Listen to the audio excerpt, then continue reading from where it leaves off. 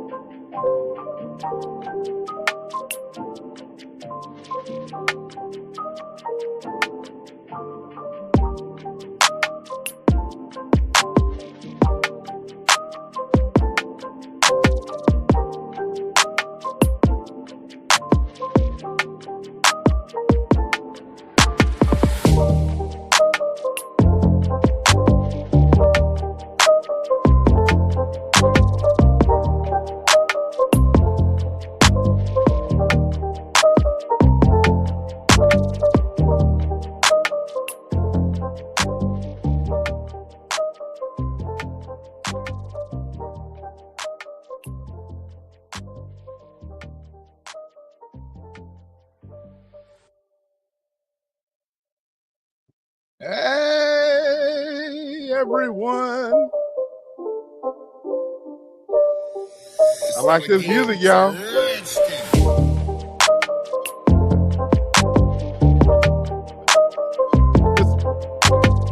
Can't hear you, sis.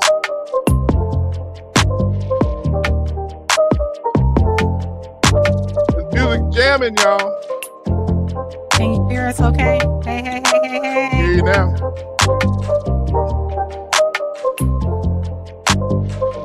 Hey, hey, hey, hey. Put a 1 in the chat if you can hear us. Just the music is just, we're going to turn the music down. I like this vibe. I forgot to get my... I need to get me something to drink. Go get something to drink. Can y'all put something in the chat? Can you hear us? Put a 1 in the chat if you can hear us, please. Put a 1 in the chat if you can hear us.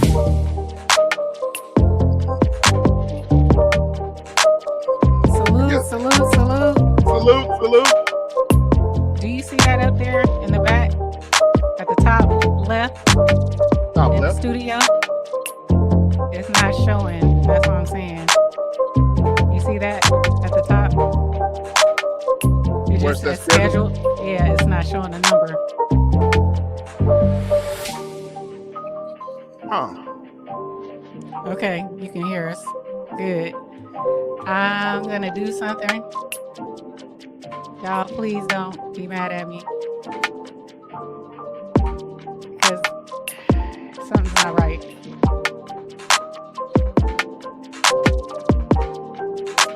It's gonna cut into the vibe. I apologize. It's gonna cut into the vibe.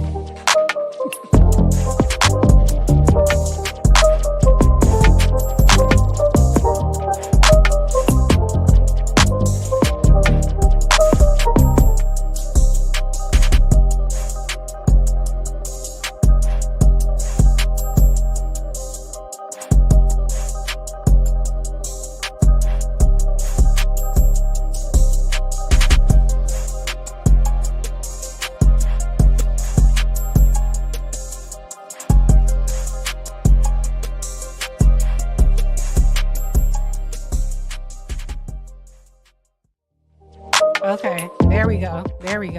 Now it's saying it. For some reason, it said we were on, but it wasn't showing it.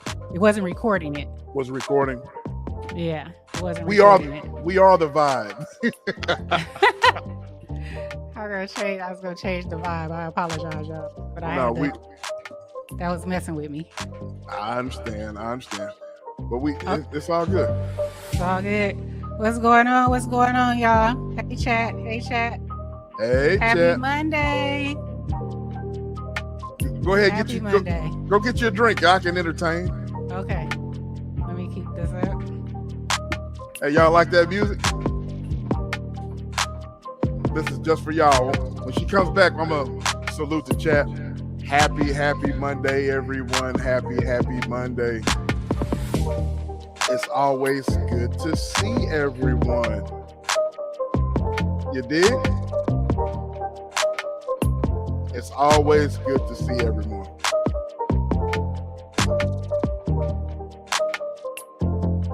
Y'all talk to me.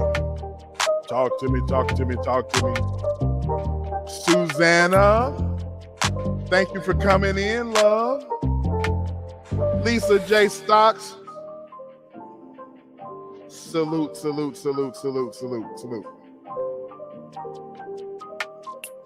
Gisela. Always a pleasure, ma'am. Kevin Corponin, our attorney. He said it first. Salute to you, brother. Salute. Sis is getting a drink. So we will start in just a few. It's always a pleasure. Turn that down there. All right. How's everybody's? Hi, Miss Jazzy. How you doing, ma'am? Oh, I'm going to get you modded up, like I said I was, and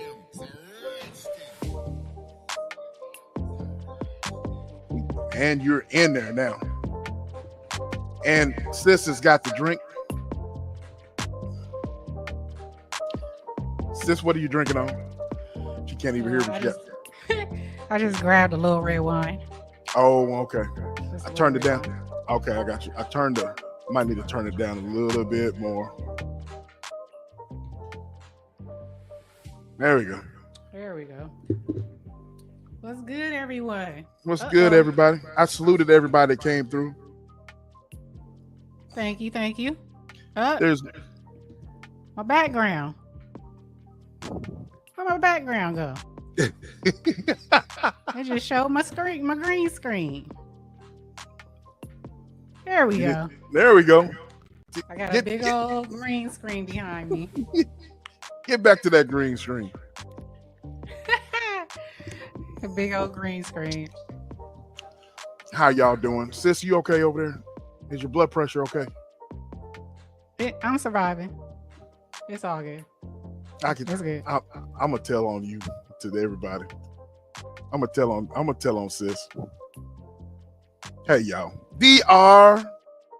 I am sipping on some good old reliable.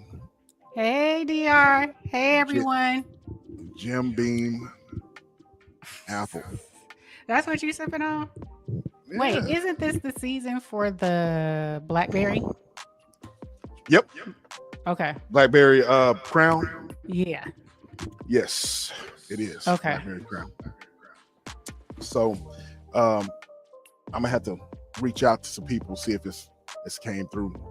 So, but anyways, y'all, sis was pretty much chilling in bed. I said, "You ready?" I said, "You ready to do this show?"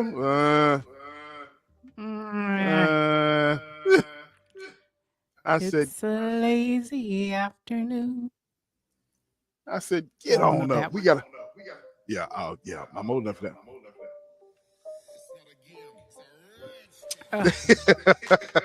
She said, "Really, SB? Miss Jackson? You want me to put me to work over here like your home buddy does over there?" Yep, I do, Miss Jackson. I do. You got the honors. But anyways, so yeah, I had to get her up, but we're here. We are here. Yeah, Miss Jack, we got to put you to work just like Willie D puts you to work. You know what I mean? She's a top mod. She's a top mod for Willie D. I'm on mute. What's up? I'm on mute. You on mute? You on mute? I was on You on mute. mute? You a top mod? Salute. Yep, she is. But anyways, how's y'all's Monday? My Monday has been spent running errands, but it's all good. We're gonna keep it pushing. We're gonna keep it moving. We're gonna keep it pushing. And yeah. So Let's sis, go. You ready to get into this? Yeah, we can. Y'all saw the title. I had saw a the question. title. I wanted to put up a poll. A poll. You can still put it up. I guess we do an active poll. An active poll? We do an active poll. Yeah. I just asked question. You saw Joe Biden pardoning his son, right?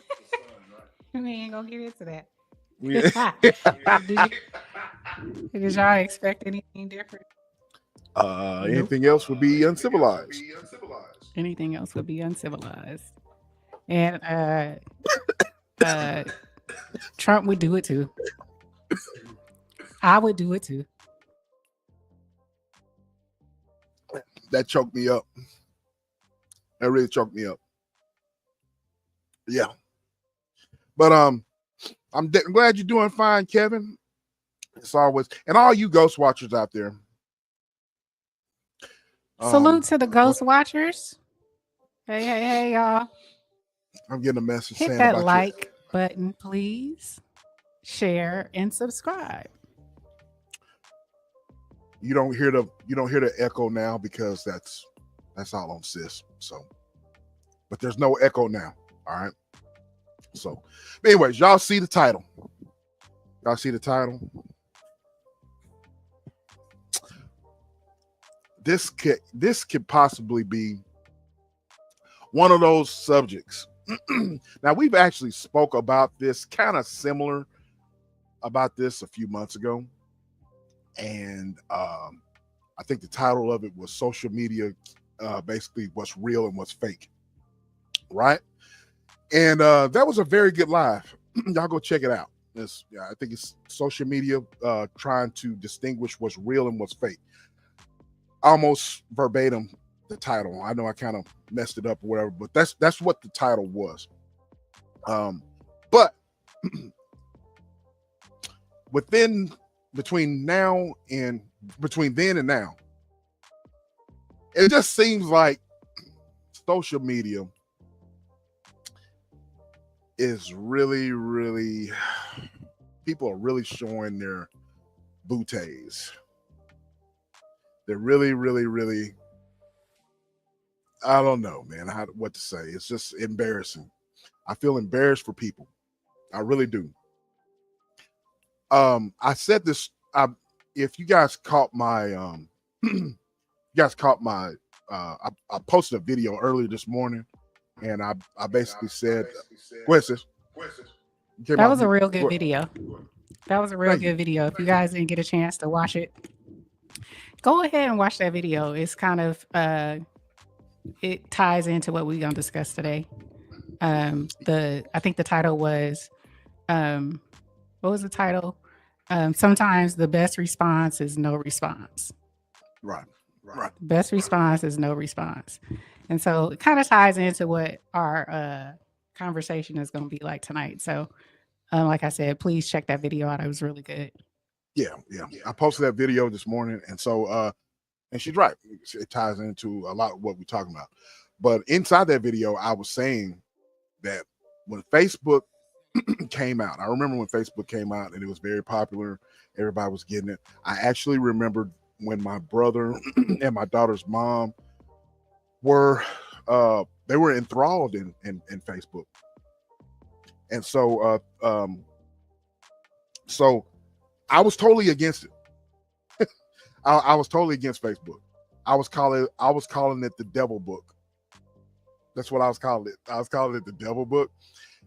And the reason why is because well, first of all, whenever it first came out, you got to understand, being out of high school for a number of years, and a lot of my high school running buddies, high school friends, people that I, worshiped with or grew up with, majority of them were out of state, out of the country. You know what I mean?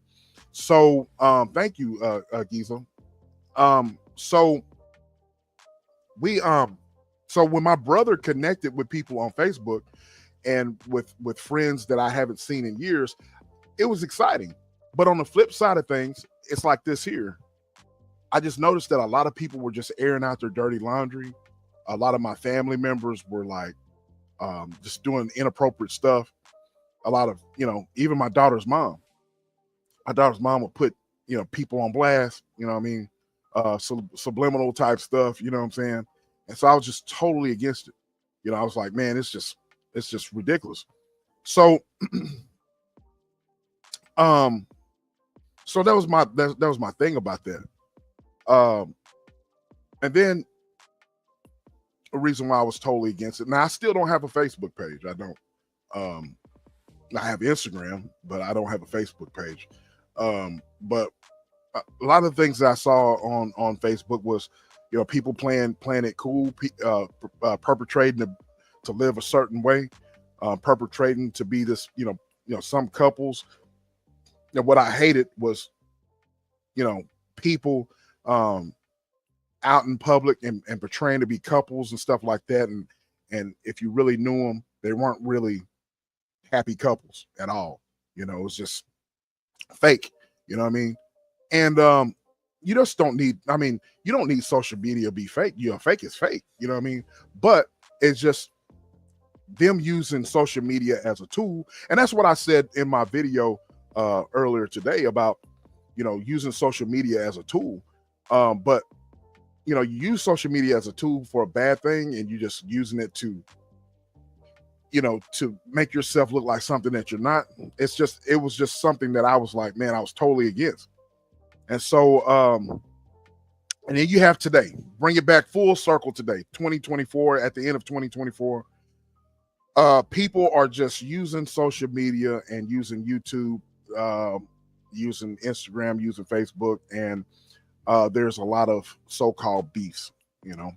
And so I'm gonna let you get in on this, sis. But sis made a point.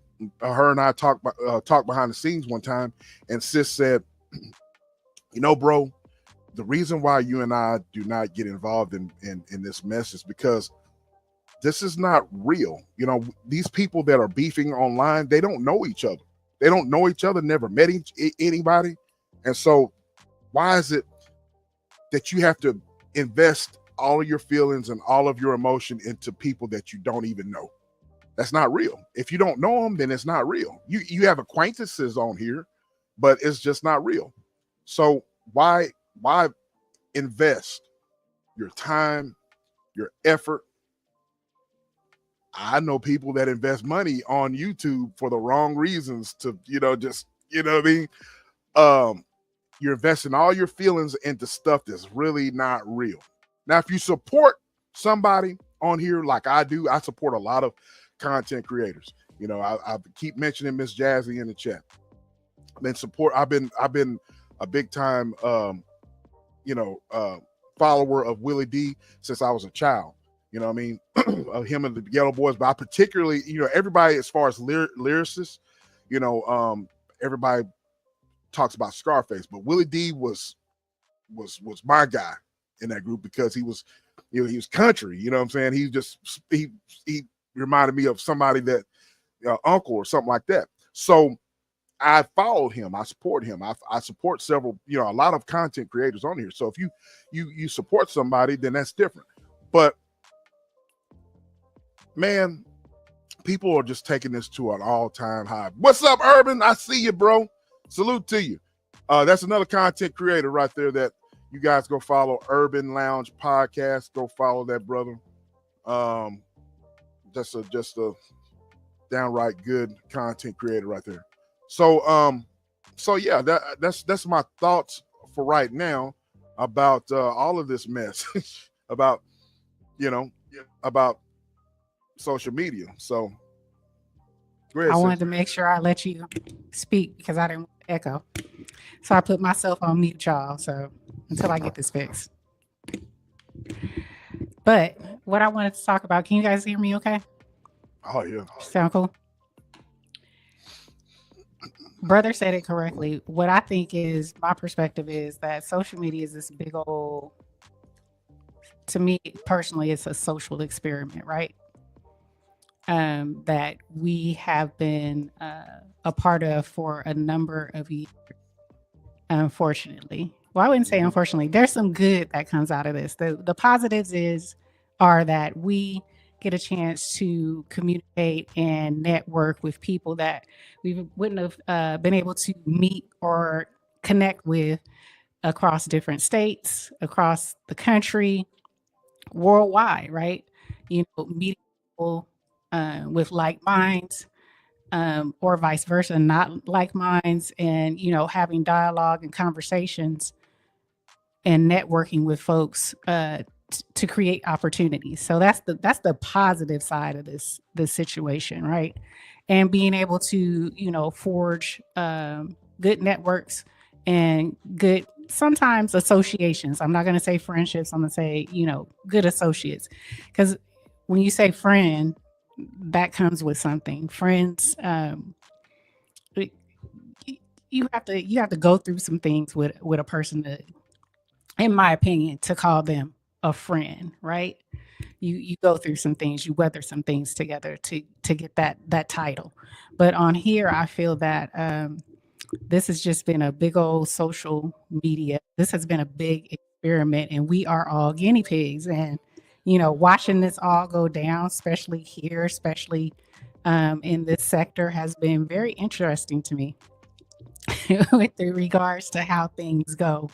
And we just wanted to talk about it because the flip side of the positive is these negatives, which is beefs, which is miscommunications, which is, for example, going in someone's chat that you support, and they may be saying some things up on their panel or having a discussion, and some other folks may be up there, and you're down in the chat having a conversation, and you may put a smiley face, you may put a laughing face, you may put a cussing face, but you're communicating with somebody else, and somebody who's watching, ghost watching, and looking at the chat may assume that you are a part of whatever's going on the panel, or what you've displayed in the chat is what you are responding to the panel.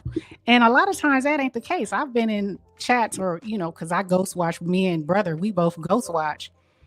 A lot of times it's just people just kiki and ha in a chat, and they ain't even paying attention to what's on the panel. They just communicate with somebody in the chat that they strike up a conversation, but then somebody now, because something has been said and they feel that you was laughing because you put a laughing emoji or something, now they got a problem with you. How many times have we seen that? And it's like, now it's these subliminals being thrown, and it's like, what is all this about?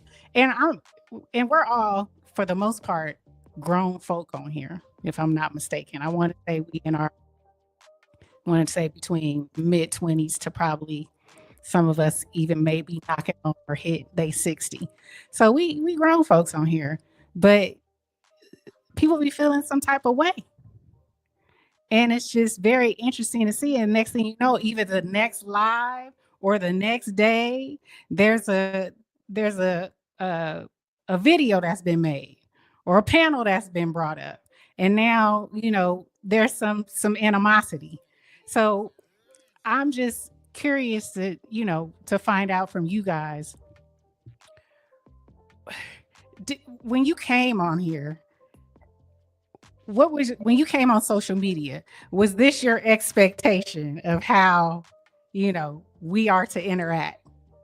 Was this the expectation? Was this what was this what you were looking for when you thought you were coming on here, meeting people, talking to people, interacting with folks, getting on panels, kiki and ha? Is this what you thought it was going to be? Did you feel that you was going to end up in some turmoil? That was that the end goal, or did you come on here to interact with folks and chat and get along with people? I'm just just a question.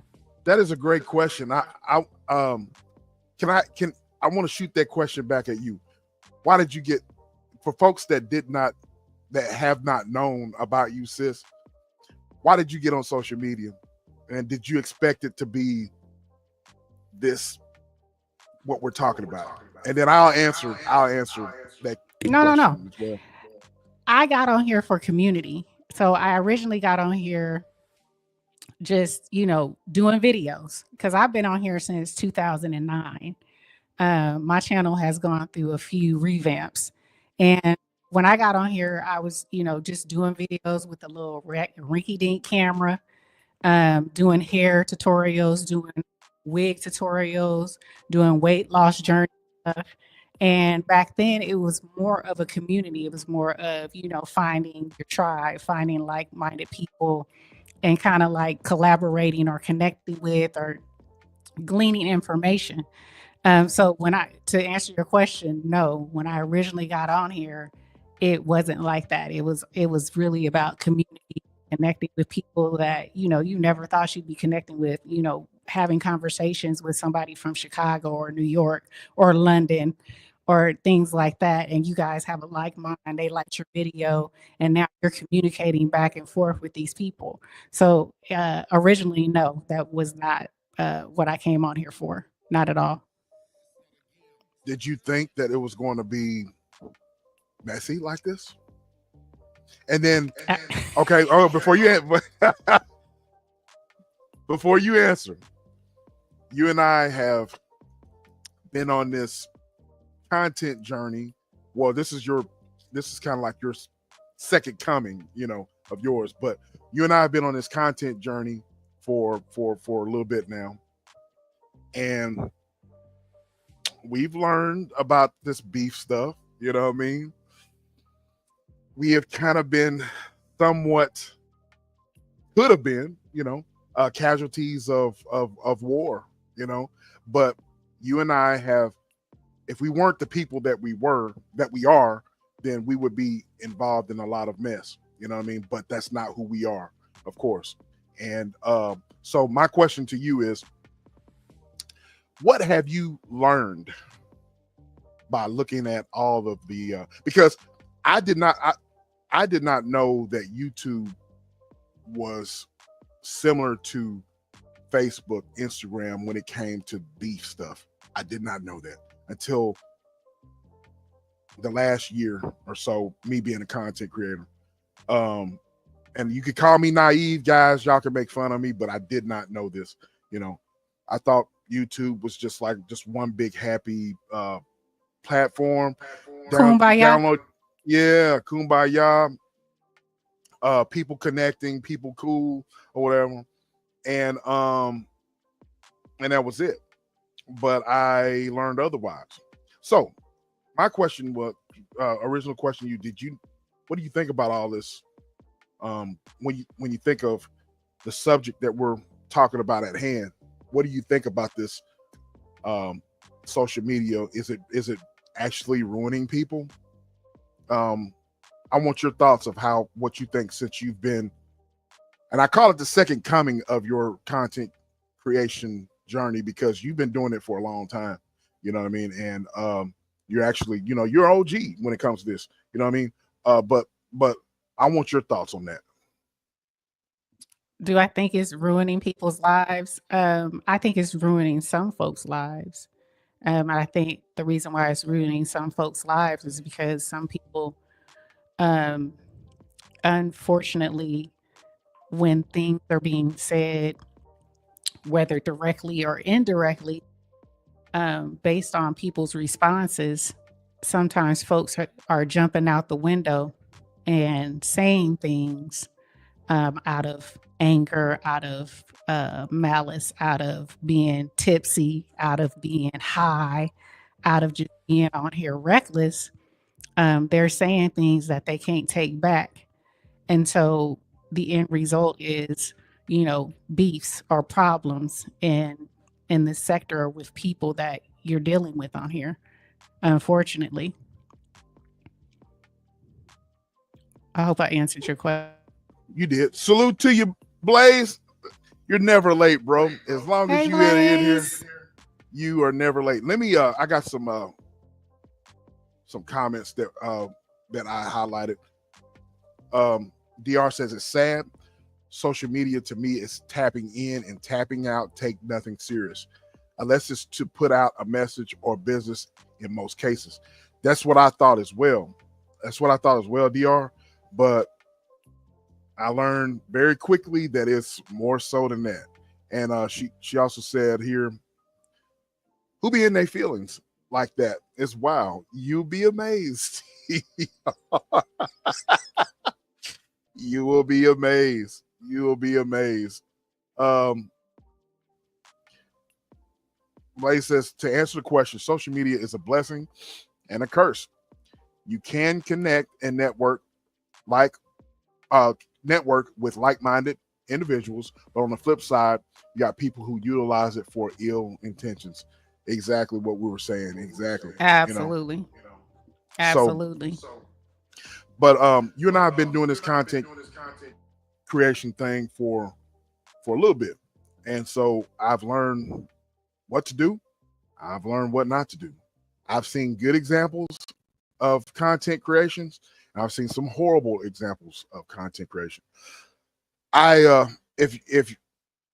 If those who are listening don't know about me, I did not start off wanting to be a content creator. I didn't. I had no aspirations of having a channel. I really didn't.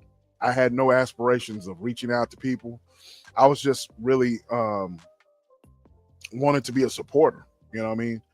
Just watch from the bushes, have fun, connect with people. That's I started out in 2014.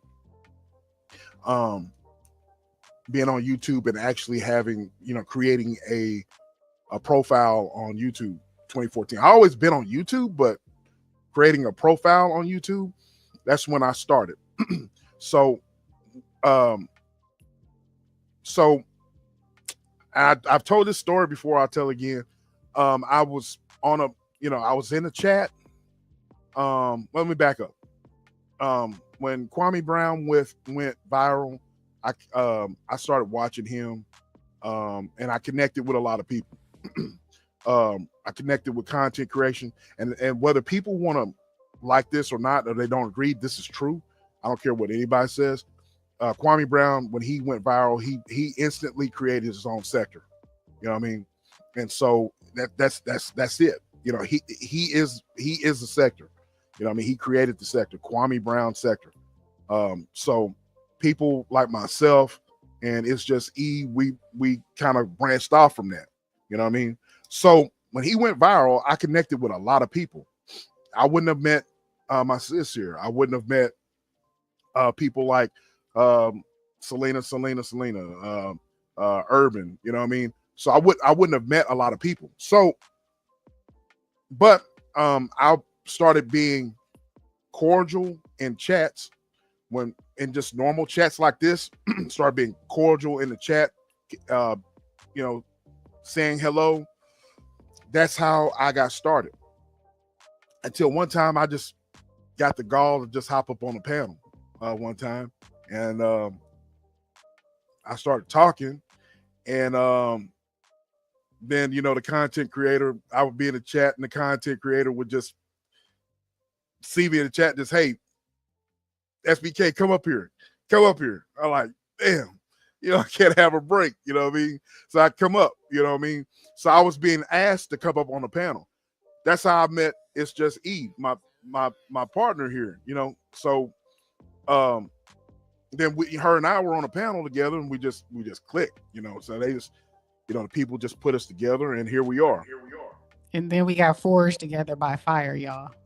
Yeah. Wonder Twins. Wonder Twins. So that's how I got started. So the journey has not been easy. It's not easy to be a content creator. It is easy when you're putting out effery. Anybody can put out effery. You can put out F-ish, but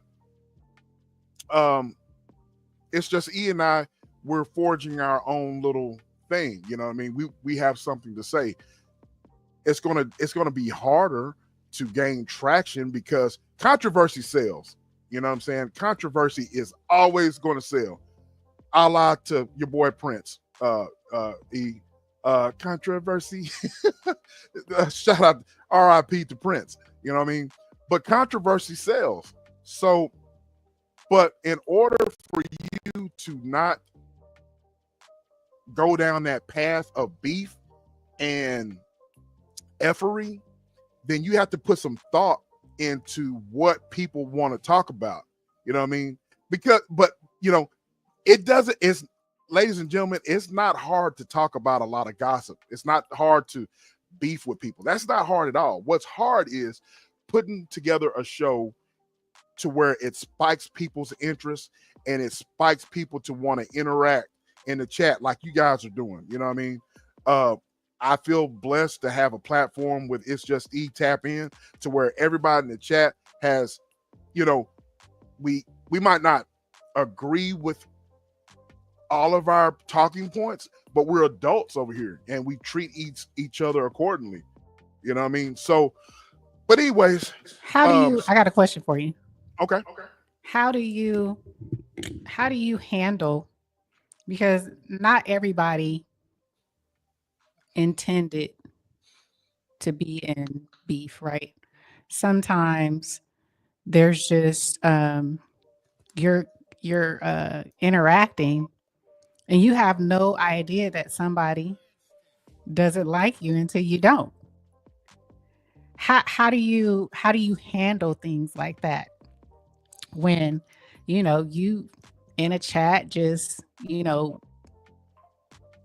talking, interacting, socializing, and then all of a sudden you the topic, or something's being said about you subliminally, or directly or indirectly. How should you go about handling it, or how would you handle it?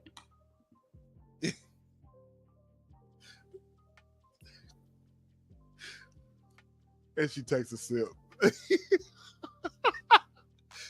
Y'all, that's a great question, but you got to understand, guys, that her and I, we know each other. You know what I'm saying? So, to answer your question, when you got subliminal stuff thrown your way and you know it's thrown your way, but they're not saying your name, but you know that they're talking about you, that's coward stuff. You know what I mean? I'm the type of person, look, I explained this to someone last night over the phone. I explained this. I'm the way I am, and I said this yesterday while I went to go pick up Pooh when we did the live on the road. The way I am on here is the way I am in real life. All right. So with that being said, if I have a problem with someone, I'm going to, if I legitimately have a problem with someone, I'm going to go to that person. Or if I have that person's number, I'm going to call that person. I'm just not going to throw out, and social media is not the time or the place to do that. So to answer your question, how to deal with that, I wouldn't deal with it. The best response is no response at all. Because if someone made a statement, I was talking to someone about this, about what we're talking about right now last night. And they said, SBK, you don't have any enemies. I'm like, you don't understand. You know what I mean? You don't understand. I've had subliminals on here talking about, never said my name, but subliminals on here, I just let it go. You know what I mean? I'm not going through that. But subliminals on here, I thought it was funny. You know what I mean? Now, whenever I decided to take my platform to a certain level, and I decided to be serious with my platform, with our platform Tap In, that's when the haters, some of the people that were saying subliminal stuff tried to come back. You know what I'm saying? Tried to be cordial, or tried to maybe offer apology and all this. So what did I do? I didn't respond. You know what I mean? I just kept doing what I'm doing. You know what I mean? Because in real life, sis, to answer your question, as you know, sis, my job. I'm a boss. As a boss, you hear rumblings, you hear people talking about you, of how you lead.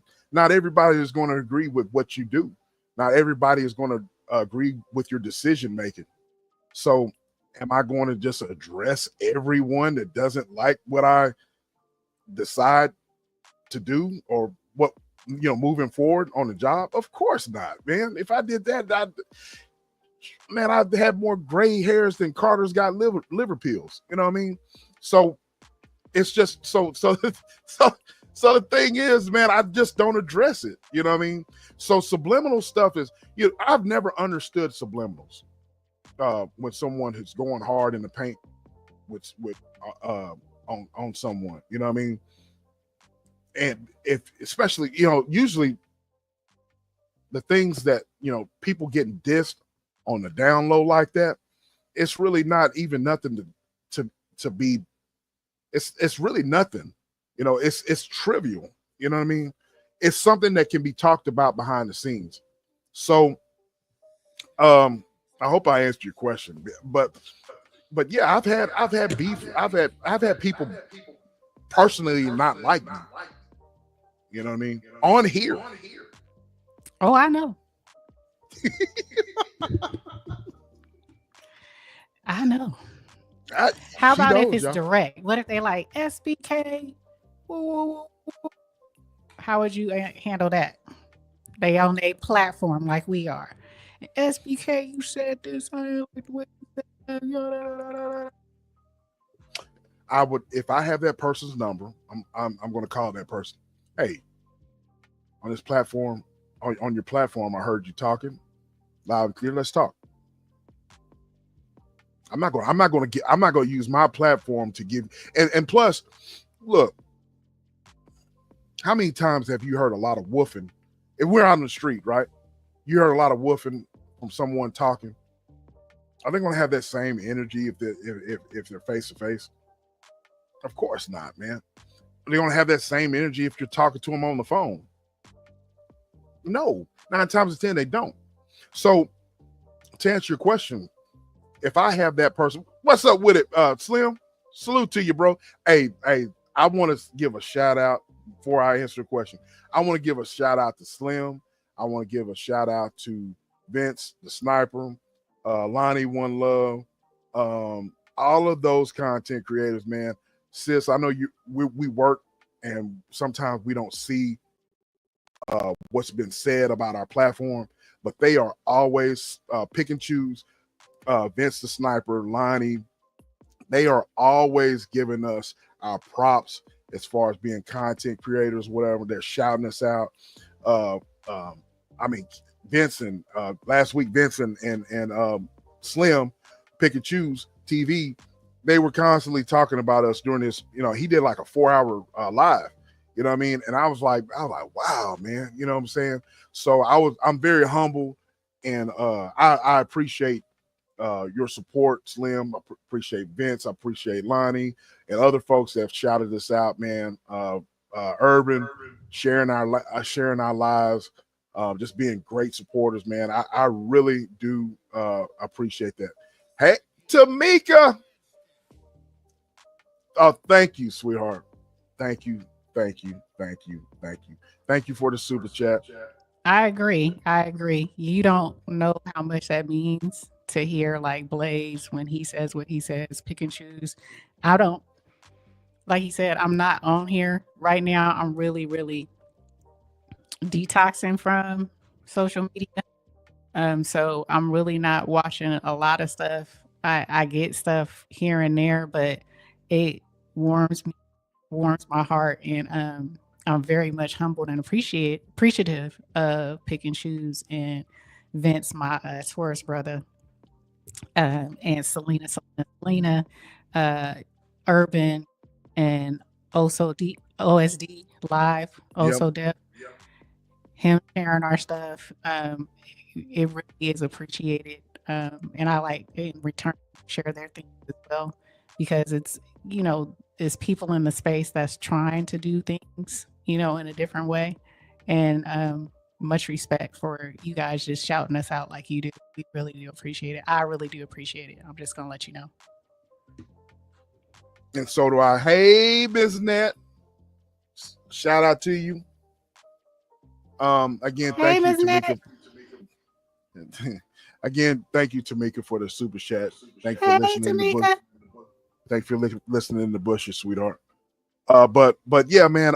So yeah, if I have that person's number and you're dissing me on back in the day we used to call dissing on wax. You know what I'm saying? So, but I'm going to call that person. I'm gonna call that person, and I'm going to say, I want you.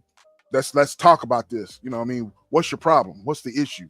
You know, do we need to solve this? Can we solve this? Is it or do you want to go from the shoulders? You know what I'm saying? If I know that person, so go ahead, sis. I agree with you. It should happen on the back end. It shouldn't be all the back and forth. But in my opinion, and maybe you may disagree, but in my opinion, I think, like you were saying, controversy sells. And I think sometimes, people know the right thing to do, but the right thing to do doesn't bring you the eyeballs, right? And it dang sure don't bring you the super chats at most times. A lot of folks, I feel, in this sector, because YouTube originally, it was a place for people to come and share ideas, videotape, and this and that. It has morphed into business opportunities for a lot of folks, but a lot of people, and this is just my opinion, it may not be SBK's opinion, so I'm just gonna put it on me. A lot of people on here, I feel, are looking at short-term income, short-term business ventures, and not long-term. And what I mean by short-term is, you are taking on these types of, conversations, these saucy, sassy conversations, these slick conversations. And yeah, you may get a lot of super chats, in between. You may get, anywhere from $25 to $300, depending on, what you're talking about, how you present your information. Some present their stuff real well, you know what I'm saying? And some don't. They just get on here cussing and fussing, yelling and all of that. But at the end of the day, a lot of people like that. So what they do, they send, super chats. They may become a member, things of that nature. But most folks don't look at this as what it truly was meant to be, which is a business opportunity, right? For you to share, information. It's okay to, if you down with the effery and this is what you came on here to do, then slide right through past. This ain't for you. Just keep it pushing. Turn this off. We ain't talking to you. Okay. I ain't trying to be personal about it or anything like that. I'm just stating my opinion. A lot of folks on here, if that's what you do, beefing and cussing and doing all this stuff, that's your content, then more power to you. God bless you. But if it's not, and you truly want to come on here and add value and bring something to the table, whether it's your thought process, your professional intellect, a lot of folks on here bring their business acumen, being in management, talking about things like that, their spiritual background, their lawyers on here who bring in their legal background. There's accountants on here. There's HR people. There's, people who are, adept in politics. They utilize this as a platform to share their SME, what we call subject matter experts in a certain field. It's a SME. And you get paid by that. So you get paid to talk about things that you truly understand and know, and you can add value to someone's life. But some folks, and to me, that's long term because that's also evergreen. Those types of things or that type of information can go on and stay on here and sustain. But a lot of this beef stuff, it's short term, it's, decent money. But at the end of the day, if that's what you want your footprint to be, do you really want your footprint to be that in life? Do you really want that to be your legacy on here? Do you really want people to come back and see stuff like that? You may be trying to change your life, change your world, change your point of view, and you got all this effery on here. This stuff lasts. It don't go away. People like to say it do, but you could delete it all you want. You can remove it all you want. If somebody screenshots this, like somebody may be screen recording this mess right now. You know what I'm saying? It's locked in. It's locked in. And some people know how to pull it even after you deleted it, because really your footprint doesn't go away. So if you treat it like a business, if you want to treat it like a business, a long-term venture, this is not, in my opinion, what you want to do. But like I said, for some reason, unfortunately, people want to be with the effery. And if that's you, do you. Like I said, cut this off. This ain't for you. I'm talking to the people who want to get away from this, I'm trying to reach people who want to do different, but don't know how to do different. So this is what this conversation is about. Turning from this and, moving away from it. It's hard to do. And some people I'm gonna give a little grace because of their age bracket. You know, when you young, you feisty. I get it.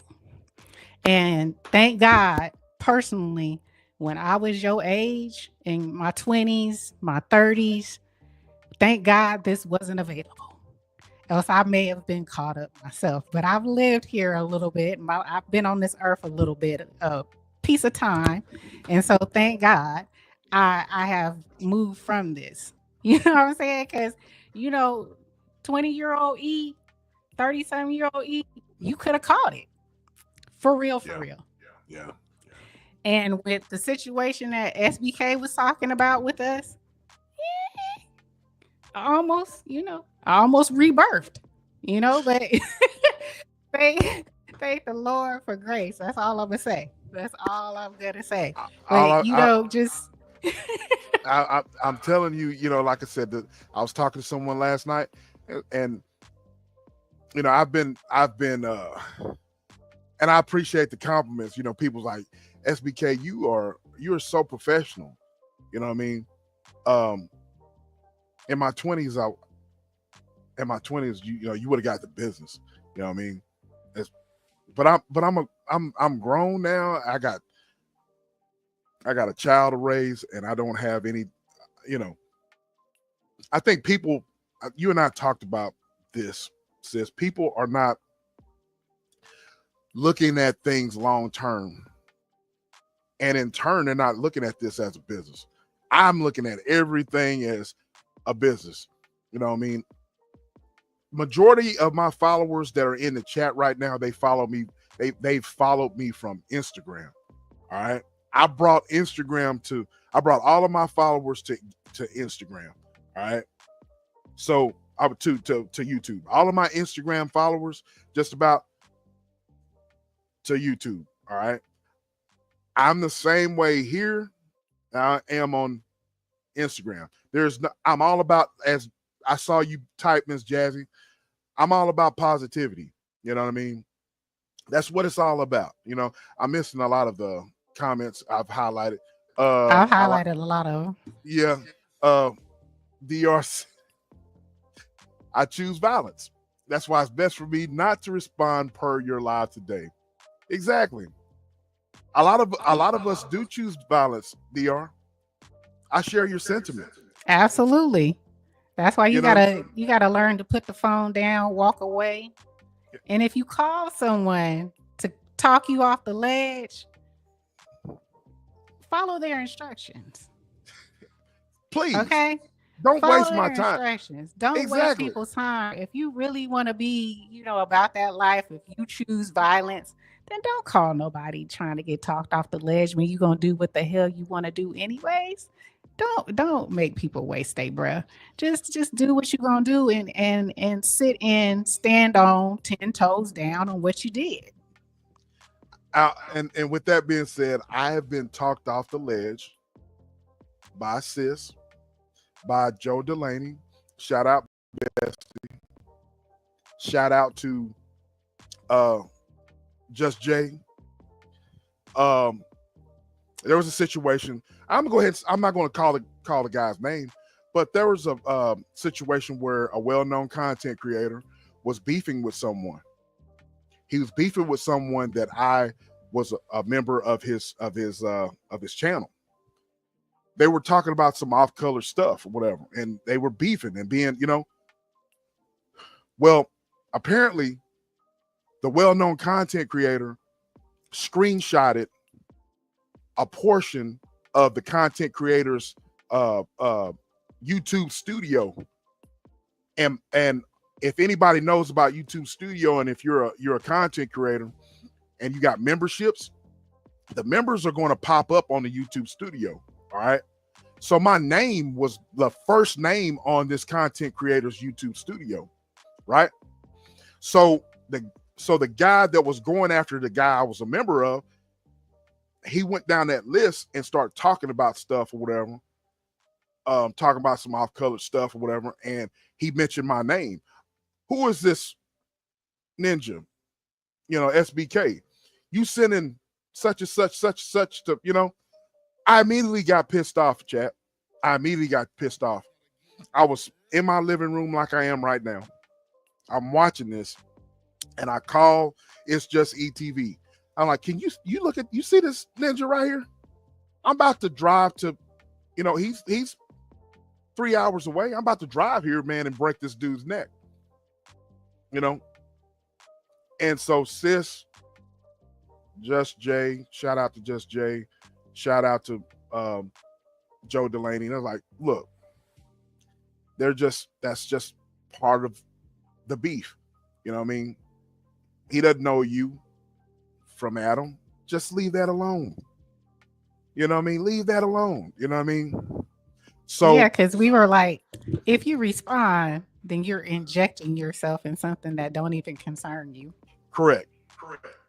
It wasn't even concerning you. Just happen to be a name collateral up there. Yeah, you collateral damage. He ain't even wasting his time on you. And I was like, you opening yourself up. Right. And so I was talked off the ledge. You know what I'm saying? So all of you guys out there listening to you like, oh, SBK is this good-hearted, good dude or whatever, man. You just don't know. You just don't know. SBK in life has taken penitentiary chances. SBK is not this goody two-shoes that you think. You know what I mean? I go through struggles too. You know what I mean? I go through mental and physical and all sorts of challenges too. So on this app, you know what I mean? So the difference between me and a lot of people that are involved in a lot of mess on here is because I don't feel like that's real. None of this stuff is real to me as far as this beef, because I don't know these people personally. You know what I mean? I don't know these people personally. I don't know these people, their personal lives or what they got going on. They don't know nothing about me. So I just keep it moving. I keep it pushing. You know what I'm saying? So because I choose violence, DR, so do I. I choose violence. Yes, but I am. It was warm, room temperature. I don't like room temperature wine. So yes, I am. Oh God. It's so Blaze. I want to go ahead, sis. Go ahead. Let's answer some of these. Let's read some of these. Hold on. Oh, did you get that one? Mm-hmm. And Miss Jazzy, I definitely agree with that. But a lot of people, what did Miss Jazzy say? Did I miss Miss Jazzy? Miss Jazzy. I like that. It's rolling off my tongue nice. Miss Jazzy. I've been caught up in the past, and that's where it will stay, in the rear view mirror. Amen. That's what I'm talking about. And Blaze said, I definitely agree with that, but a lot of people on this app outright refuse to let go and move forward. That part. I mean, damn, it's kind of like being back in that. We was going to address that because it feels like we on the playground in the sandbox. I won't even say high school. We talking about junior high to a certain degree. You know what I'm saying? Yeah. Feel like we in the sandbox. You know, we getting ready to fight. I may be dating myself, but you know, when you put your hand out, who am I gonna wear panties? Who am I gonna wear panties? Or you know, put that piece of thing on there, knock that off. Whoever knock that off, you finna squabble. That's how I feel like sometimes. It's like, what are we doing right now? What are we doing? I don't think we. Do you think that our age range was ready for this social media? Because this ain't Facebook. But it started in, the black, what was it? MySpace. Then it went from MySpace to Black Planet. Black Planet, Black Planet to Facebook. Now they say Facebook for the ancient, the old, the 75 and up. That ain't the place to be. Then it IG, TikTok, YouTube. But like I said, YouTube, how did we get to YouTube being so socially out there, socially how we deal with people, how we interact with people. I see this a lot on Facebook. I always, if I want to see somebody I went to school with, somebody from my old neighborhood, I always go to Facebook, right? Because that's usually where you find them. And so, you always got people on there saying some things. If somebody died, I always find out somebody passed away on Facebook from my neighborhood or somebody that I went to school with. But you also see on Facebook a lot of people airing out their grievances. I never thought that YouTube was going to be the place where you air out your grievances like this. Because on Facebook is usually people we're literally dealing with, for instance, we're making this live, but it's going to go out to the masses. Right. It's on it's on YouTube video. It's also on podcast, YouTube music. So it's going everywhere. Matter if you're subscribed to me or not. So when do we get to the point where we airing out our business and our grievances for the masses, for the world to consume? Do y'all really think about that? Do you care? I'm like, do you care? Do you understand that, number one? And do you care? It's just weird to me.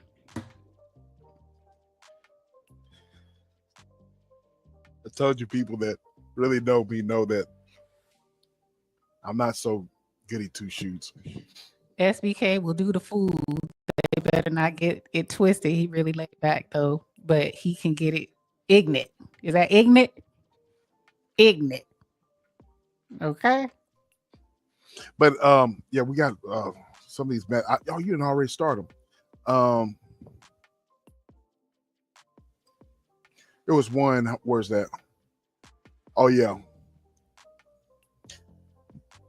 DR says that's why I don't really do apology in most situations, because people be knowing what they did, when they did, and how they said it. That's I share those sentiments. I shared a story. Well, not actually a story about. Go ahead, sis. Go ahead. What are you gonna say? Go ahead. I kind of told a little bit of my history on here, and it was just a matter of certain people did not like me because of my personality and just didn't like the way I look. Seriously, other dudes did not like the way I look, so they were just saying certain things that I found out they were saying. Well, I actually heard them say it, but I was like, I'd go to sis. I'm like, man, you hear this dude? You hear this dude say that?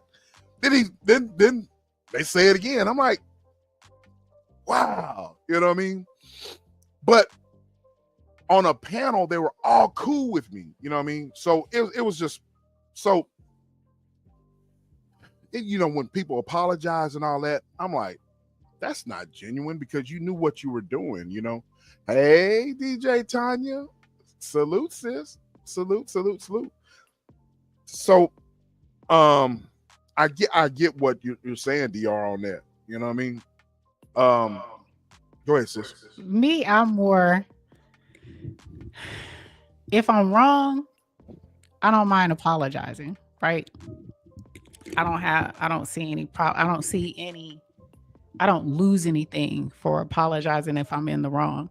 But if I'm not in the wrong, you can miss me with that. You ain't gonna never get an apology from me. That ain't my character makeup. That ain't my pedigree.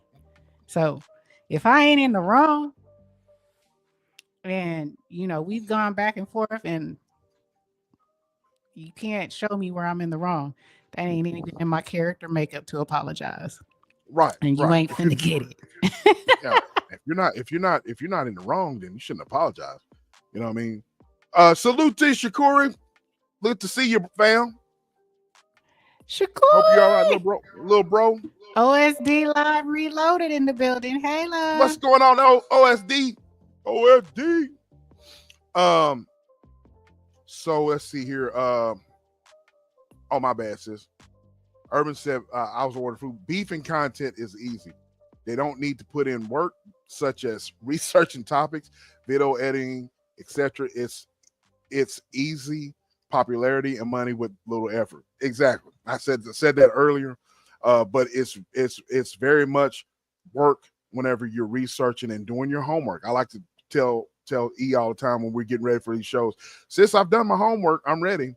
You know what I mean? I've always I literally said it. I've done my homework, you know what I mean? I'm ready. You know what I mean? Most content creators are not going to do that. You know what I mean?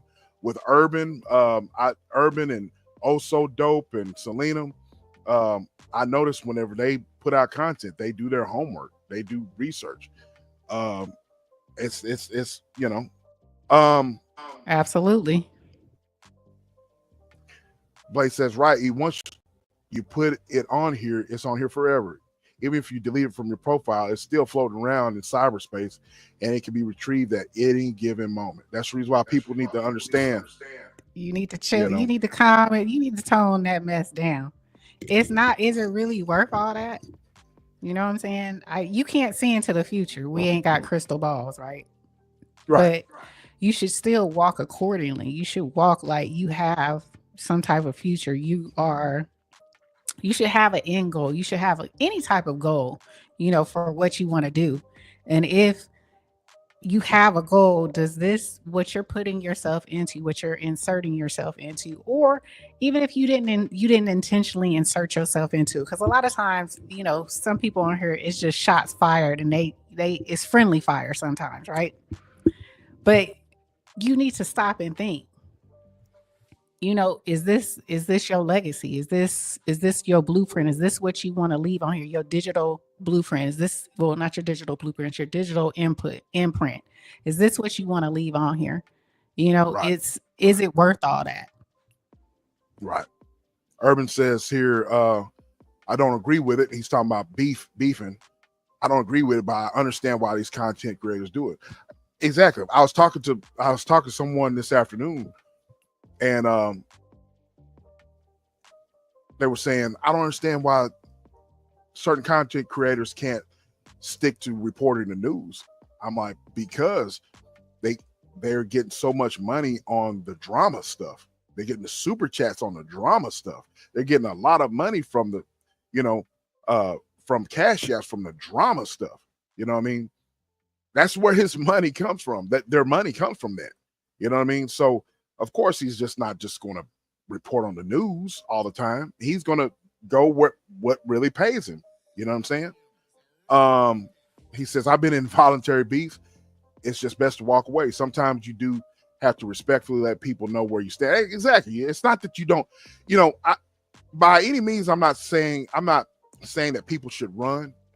Like I said in my video that I put out this morning, and I'm not advocating violence, but I am saying this: there is a time to where you need to do something when it comes to defending your family's honor, when it comes to your kids, your wife, you know, yours, you know what I'm saying? You know, by any means you protect that. You know what I mean?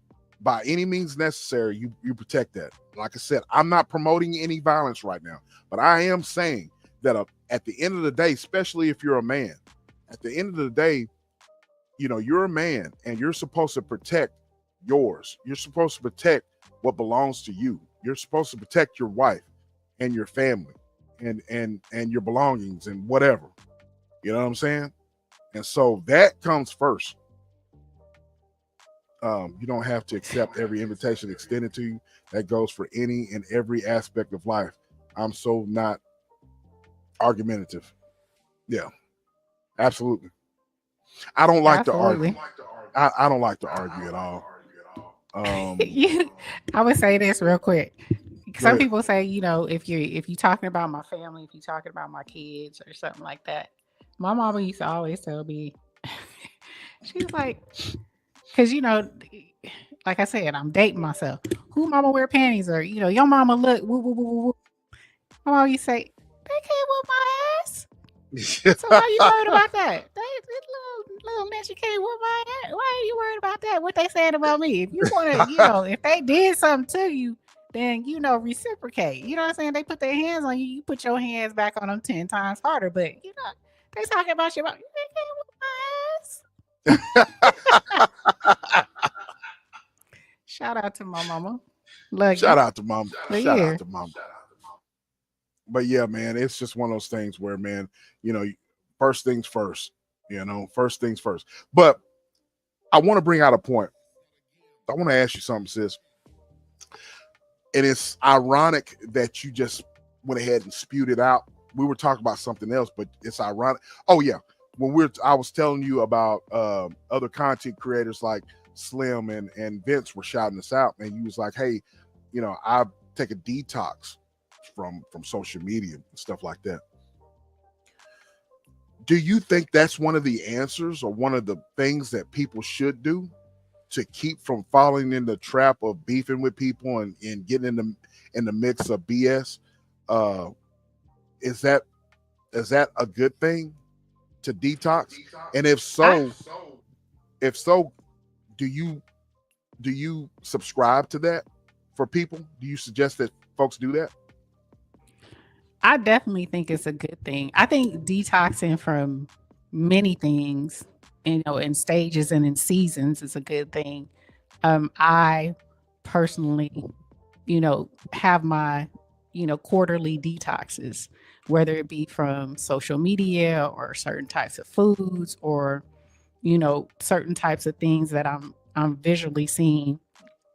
I do subscribe to detoxing, but on here, yes, to answer your question, I do think it's a good thing to, get off of here, you know, not just not be on, because some people be like, oh, I'm living my life, you know, I'm not on here every day. I don't, I'm in the, I don't be in everybody's chat all the time. Yeah, that's cool and everything, but think about considering just unplugging, taking it off your phone so you don't have immediate, because everybody got this, right? And as long as you got this, and as long as your notifications is on, as long as that app is downloaded, you have access to it. Unsubscribe, or not unsubscribe, but turn it off, your notifications, and even remove the app for a little bit from your phone so it's not immediate for you to be on here, to be in the mess. And just sit and read or watch something more positive. It's always, yes, detox from social media regardless of being is needed. Yes, it is. It's, you'll be amazed at how you'll start looking at things differently. And sometimes, like a drug, it can be your first 24 to 72 hours. You may be like, on a sugar, you need that sugar. You need what's going on, who talking about me, or Yeah, you what's need going that. on. You need that You need rush. that Yeah. rush. Exactly. But if you do, after that 72 hours, and you fill in that with maybe going for a walk, maybe going to the gym, maybe cooking something, maybe rearranging something in your house, reading a book, reading something, about your profession, studying more, putting something in the place of that will help you to detox from this mess, because it's not healthy to be on here 24 and more. We've all seen people on here where I'll pop on here and see somebody's live pop up, and they've been on here, they live been going 8, 10, 12 hours. That ain't healthy. No. That's not healthy. No. You may say this your job or whatever else. Even your job, you need a vacation, bruh. You need to step away sometimes, So Preach. that's all I'm saying. I couldn't have said it any better myself. Urban, yeah, I'm going to highlight that again. Detox from social media, regardless of beef, is needed because there's more to life. I try to teach my daughter this.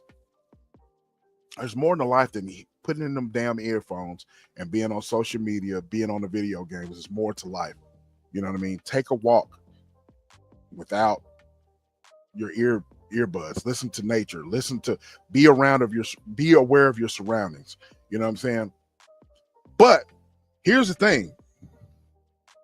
With that being said, and what you were talking about detoxing, sis, from social media, what is alarming to me, and you and I talked about this before, we started doing the show. We talked about this today, prepping for the show. What's alarming to me is it is not the young people. It's not the teeny boppers. It is not the 20-year-olds that are on here beefing. It is the old fogies in their 40s and 50s and older that are beefing. Why the hell is that? Why are the older people? I want your opinion. Why are the older fogies out here just wilding out like that? That's what is amazing to me. Why do you think that happens? I don't have the answer. I just have, to me, it's just my opinion. It's just my opinion. That age range that we're talking about, and I'm talking about, he said the old fogies, so I'm gonna go with the old fogies, between 40 and 60. Let's do that. Between 40 and 60. Facts. When you were brought up in that age range, how did you deal with things? You kind of dealt with things in this manner, but just not digital. Like you would, if you had a problem with somebody, you would approach somebody, right? If you had qualms with somebody, you would approach them. Or if you was talking about somebody, what did you do? You would get on your phone and you would call. And y'all would, you'd call your friend and y'all talk back and forth. Y'all talking about people. Or when you're around them, you talking about people. You socialize, you congregate with people, and you have a problem with someone. You get with your homegirl or your homeboy and y'all, you discuss it, or you talking, you chopping them up, you chopping people down. To me, this is just a digital version of it.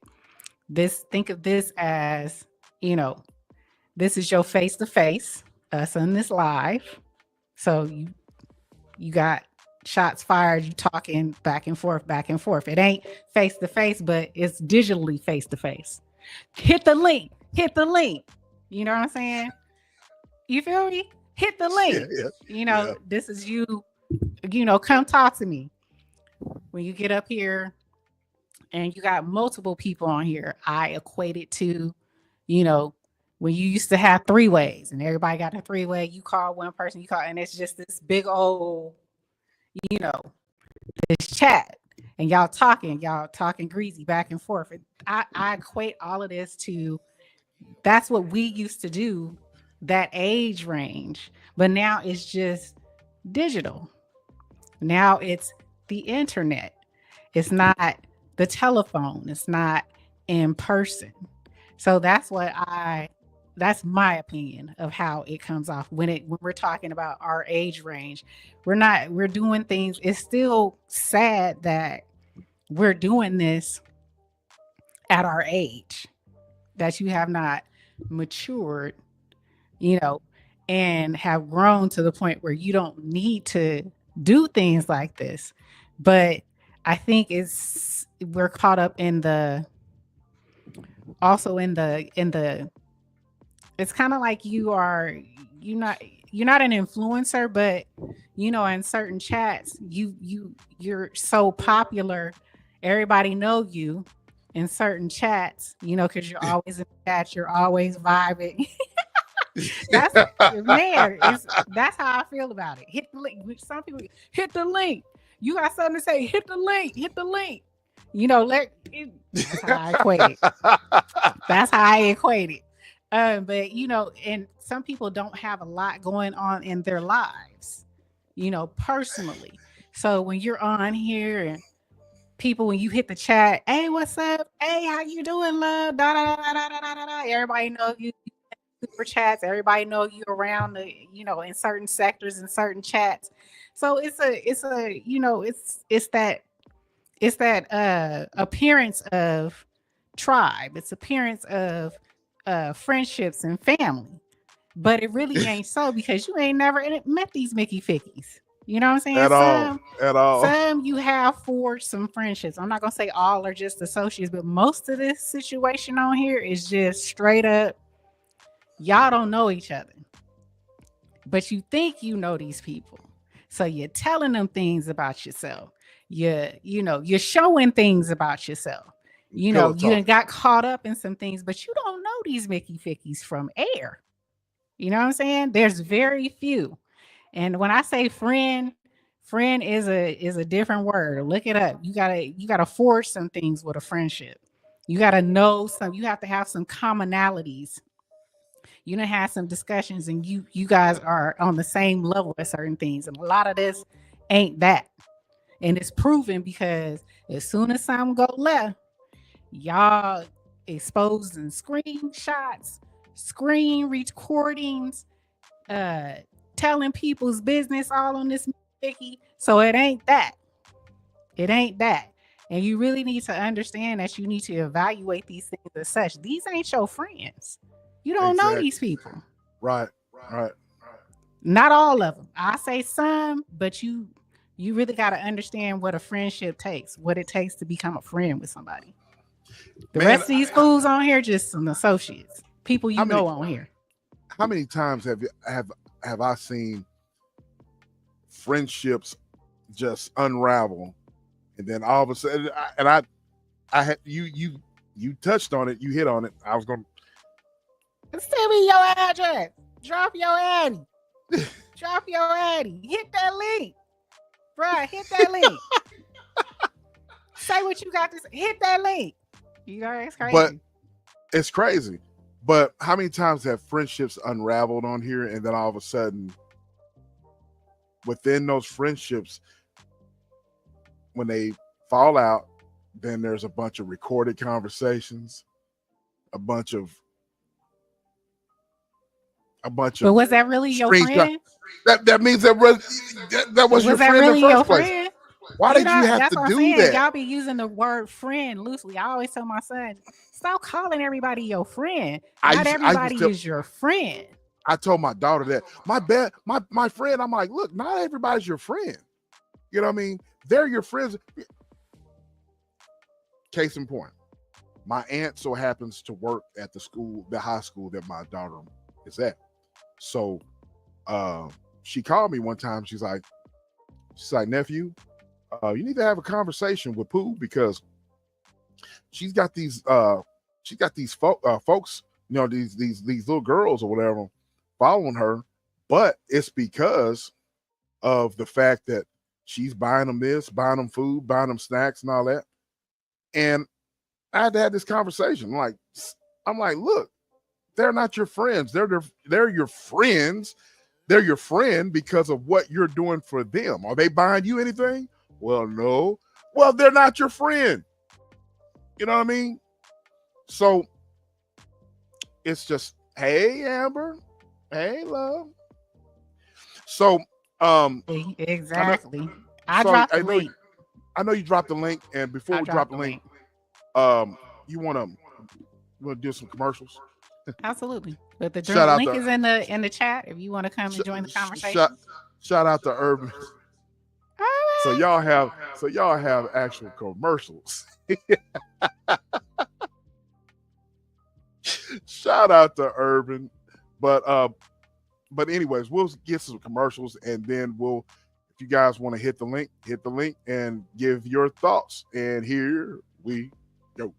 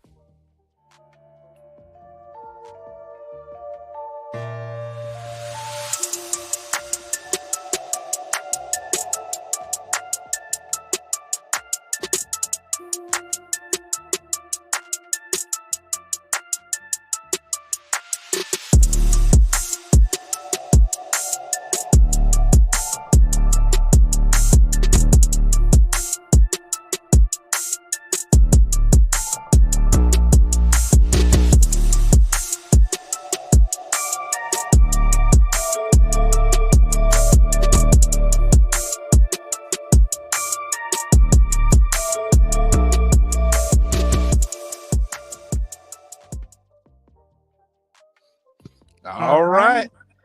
Hey, Shout hey, out. hey. Shout out to the great T Cat Commission Art Diva. Y'all I go miss my subscribe pillow to T. princess. Yeah, we miss her. We miss her. She works hard. I know she's Pillow working. princess. Where She's working you up. be? I know she's working a lot because her boss is on maternity leave. So she has been in chats interacting. But you guys go and subscribe to T Cat Commission Art Diva. That is the Commission one. Vision Diva. Commission Vision Diva. Yeah. There you go. La, la, la, la. T Cat Commission Vision Diva. Yes. Yeah. He said it's Regina- Regina Hall. I mean, it's me. But I'll take that compliment. Yep. That's in good company. Good company. But yeah, so go subscribe to T-Cat. Shout out to T-Cat. She is the reason for our thumbnails, the whole 9 yards. She works really hard. We got more to come, ladies and gentlemen. There's more Yes, to we come. do. Yes, we do. There's more videos coming out. She's working on videos for us. E's got her podcasts coming up. Yeah, we got a lot of things. It is. I'll let you describe it. Go ahead. Oh, it's my podcast. It's called Disrupt and Discuss with E and KC. It is hitting this week. So be on the lookout. I already have a YouTube channel. It's called Disrupt and Discuss with E and KC, or Disrupt and Discuss podcast. We will be on here on YouTube Music, what is it? Apple Podcasts, Google Podcasts, and Spotify. So I'm excited. It's about health and wellness. So we'll be discussing health and wellness, but with our take on it. So it's going to be a pretty good show. I hope you guys enjoy it. Absolutely. I can't wait. Can't wait. While we're waiting, if somebody wants to hit the link, it's fine if you don't. But if you anybody wants to hit the link is pinned. I will say this. Go ahead. Say it. Oh, okay. I wanted to say this real quick because we keep talking about friendships. How do you recognize, or how do you forge a friendship? I would say, especially on here, right? And I'm gonna give me and brother as an example, because like he keeps saying, when we met, we didn't know each other. We kind of got thrown together to do a show. And when we did the show, and we did a few episodes with some folks on a different side, and we decided to go in a different direction. I had to get to know him. And so how I got to know brother and he got to know me, because we were thrown together, we just had a lot of conversations, right? We already knew, talking on when we were on the panels, we kind of got a vibe that we shared similar mindsets, similar morals, similar backgrounds, spirituality, also health and wellness, fitness, and things like that. So we just took it to an extra level of getting to know him, what he was all about, and just our talks, and kind of like what I said, we were forged in fire. I got to see his morals in action. I got to see his character in action, not just what he said to me, but in his action. And so when I got to see the actions that he took, and me vice versa, the actions that I took, us together, we forged a friendship. And that's why I call him my brother, because he was true to what he was saying. He was true to his words. I've seen him in action. He's seen me in action. And he stood on business. He stood on everything that he said. And so we constantly have communication. We're constantly talking. We don't always agree, do we? We don't always agree, but it's okay. but I found that, we are more alike than we're not. And, we hold things true. Like, even if we stop doing this, there is nothing that I would say negative about SBK. There is nothing that I would put out about SBK, even if we landed on bad terms. But that's just not my temperament. That's not my modus operandi.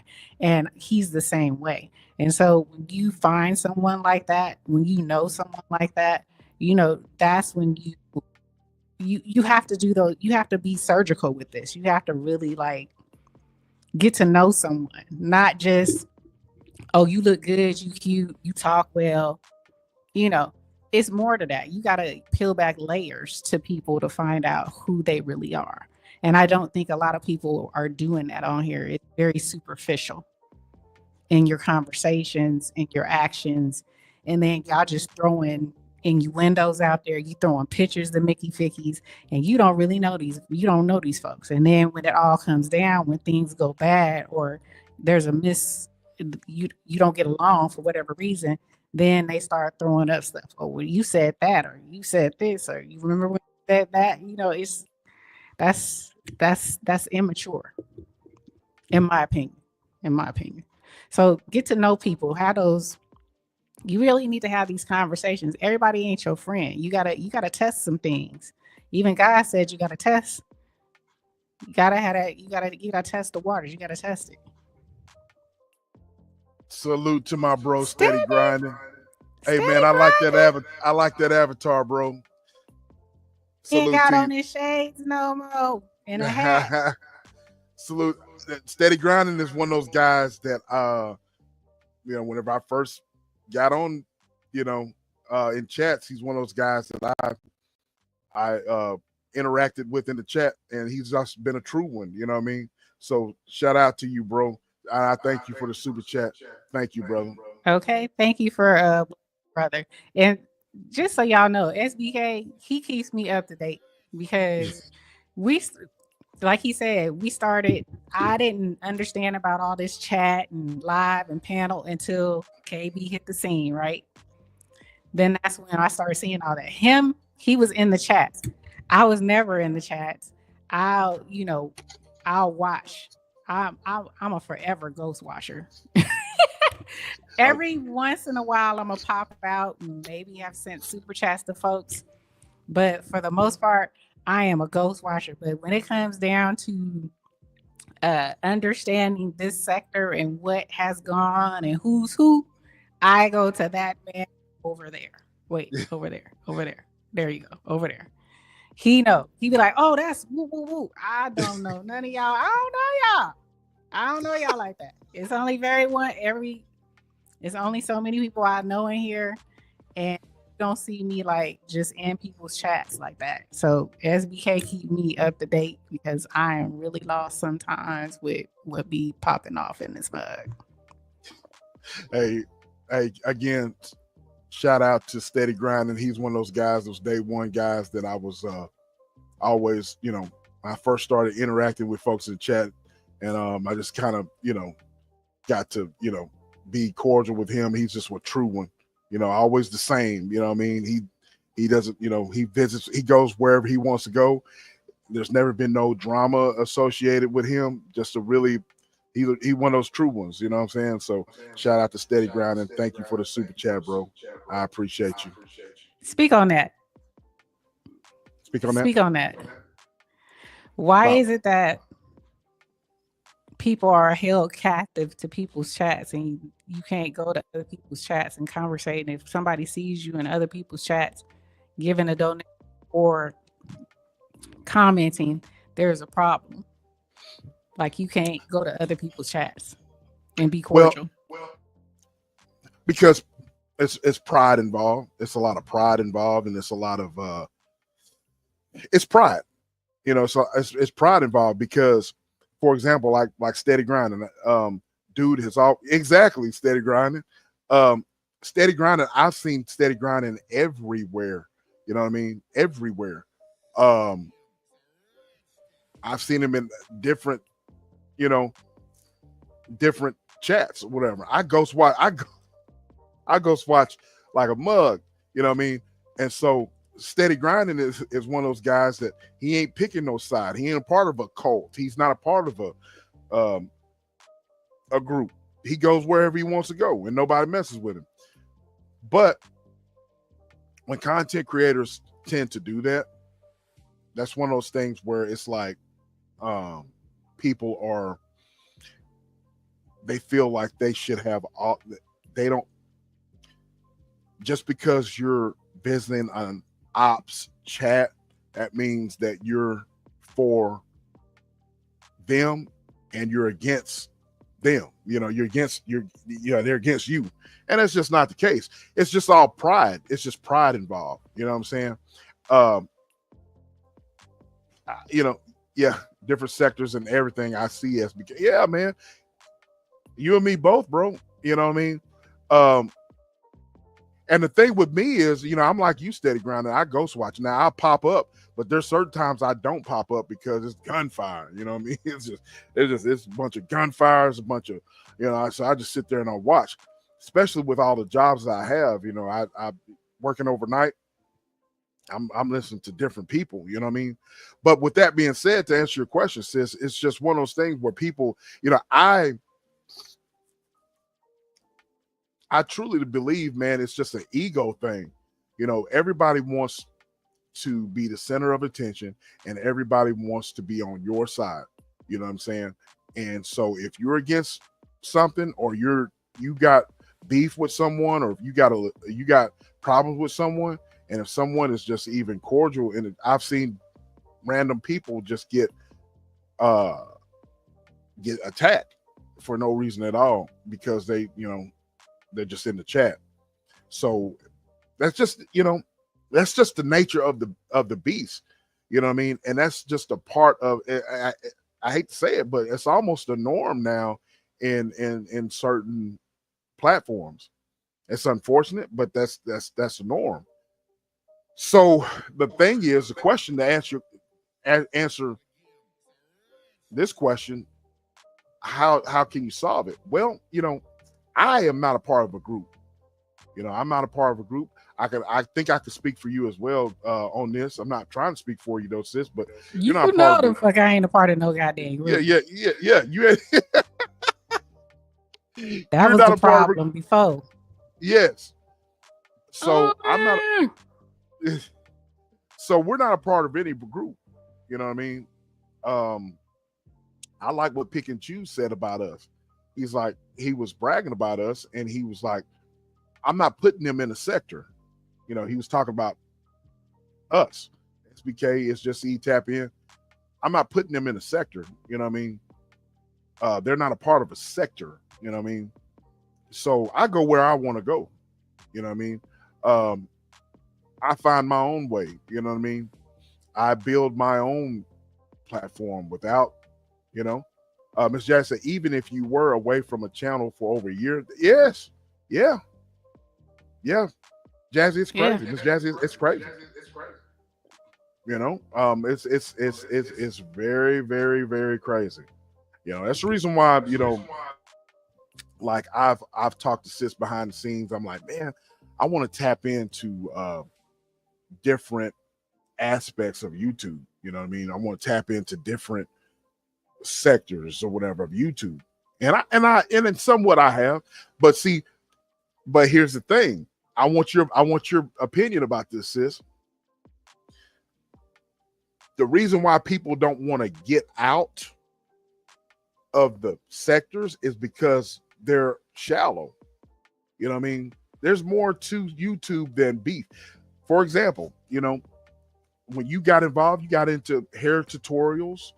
Now, you're doing the weight loss journey, the cooking, the working out. I mean, there's thousands upon thousands of things that you can do content on, and you can go viral. You know what I mean? There's this guy that I follow, a bodybuilder. His name is Sam Sulik. You probably follow him. He went viral within a matter of a couple months. He hadn't been on YouTube that long, but he's viral. He's one of the top from what I read, he's one of the top YouTubers on social media. All he does he films his workouts, he talks while he's in the car. Young man, you know what I mean? Young man, you know what I mean? Early 20s. Went viral a few months ago, and he's just, he's one of the top YouTubers. Between him, Lead Attorney, those guys are taking over YouTube. You know what I mean? This guy, Sam Sulek, is just like I said, he's just young. I want to say, I know he's in his early 20s. You know, and me being into bodybuilding, being into fitness and supplementation and all that, you know, it's one of those things where, you know, there's different communities, there's different sectors, you know, so that's how you do it. Oh, we got somebody at the door. Salute. Erwin. What's up, What's going on, bro? Hey. Nothing Did you much. see me partying to you Yeah, on Thanksgiving? yeah, yeah. I was so happy. I like, man, look at God. I was like, I missed the live. You had some hitters. I loved it. You was doing, Oh yeah. yes. Appreciate it, man. Y'all in the background listening to y'all while I see my baconator. Oh man, you had a baconator? Yeah. Baconator and the baked potato, man. Not Wendy's.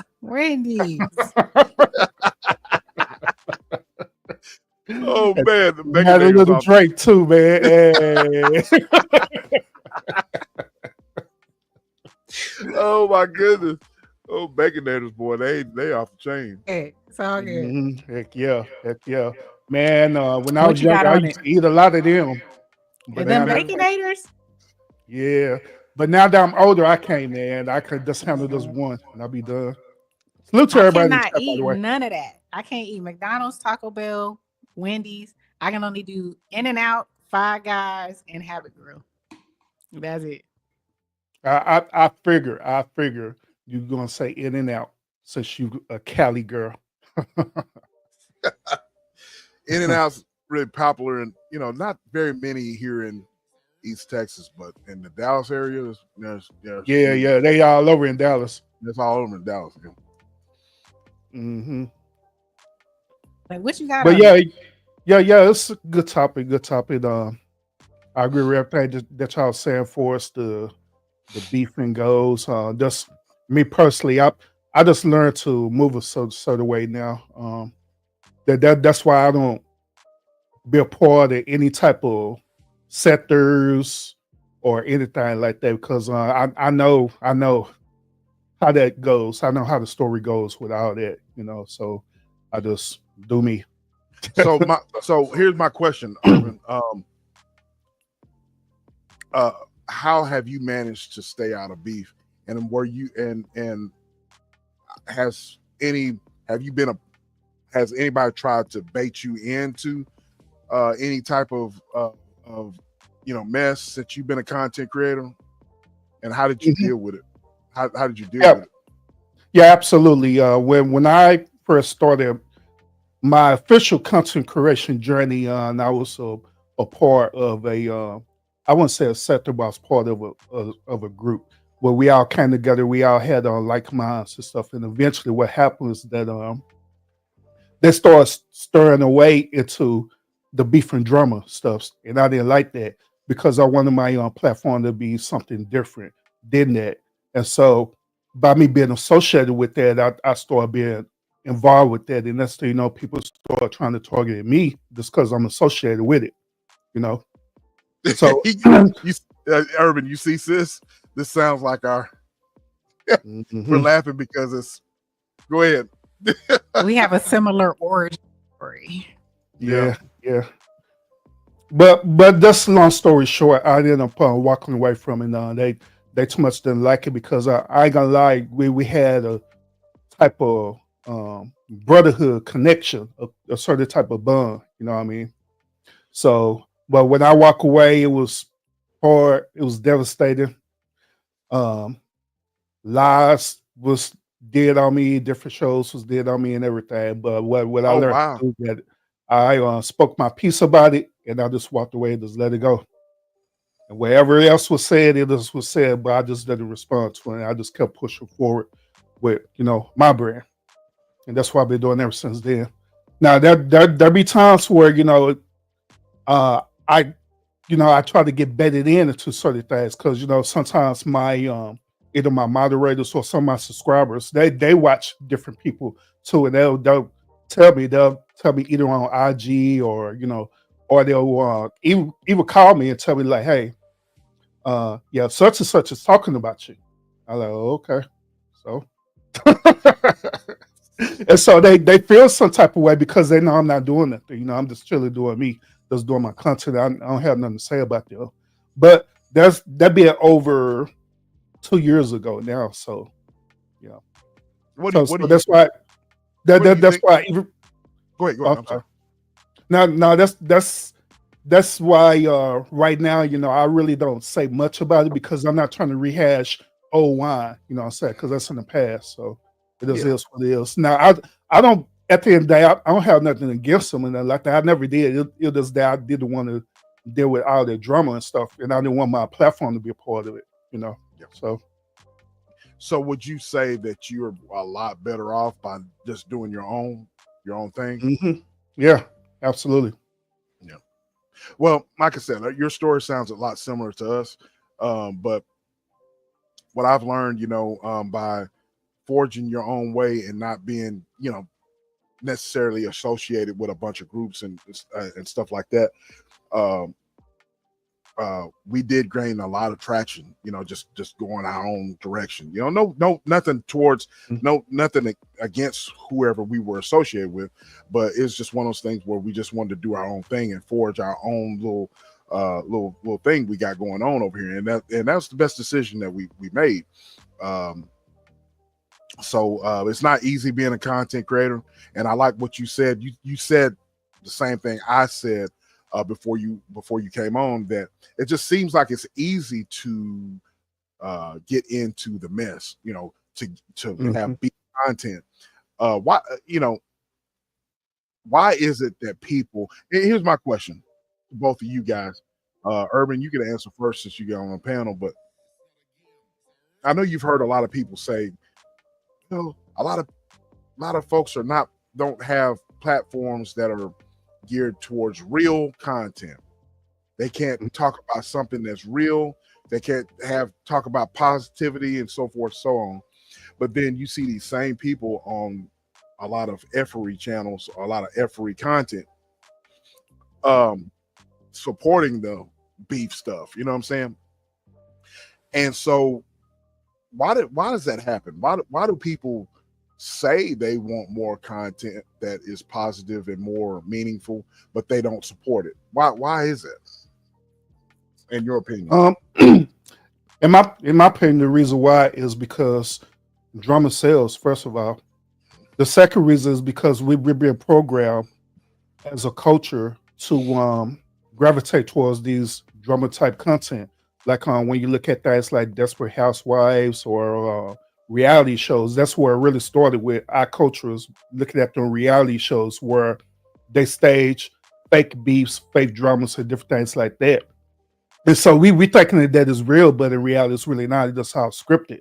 And so we already got desensitized to that, and now you bring that over to YouTube, and so the subscribers they thinking about it the same exact way. That is scripted drama, where at the end of the day, people are cool with each other, but it is scripted drama, and they just love the drama versus positivity, because positivity only sells, on certain days, like when you go to church, go to church or praise the Lord.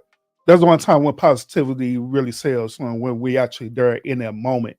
But it's not an everyday thing, what I'm saying, versus drama, So that's how people say that. Let's see drama as something that's a continuation. It's something where they could get personal glorification from. They can want also this I guess it's it could be an addiction as well too, if you look at it that way. So why is it an addiction to some of these guys that put out content, because I'm not trying to name it. Well, I ain't gonna say that. I'm not gonna get into it. Well, Go ahead.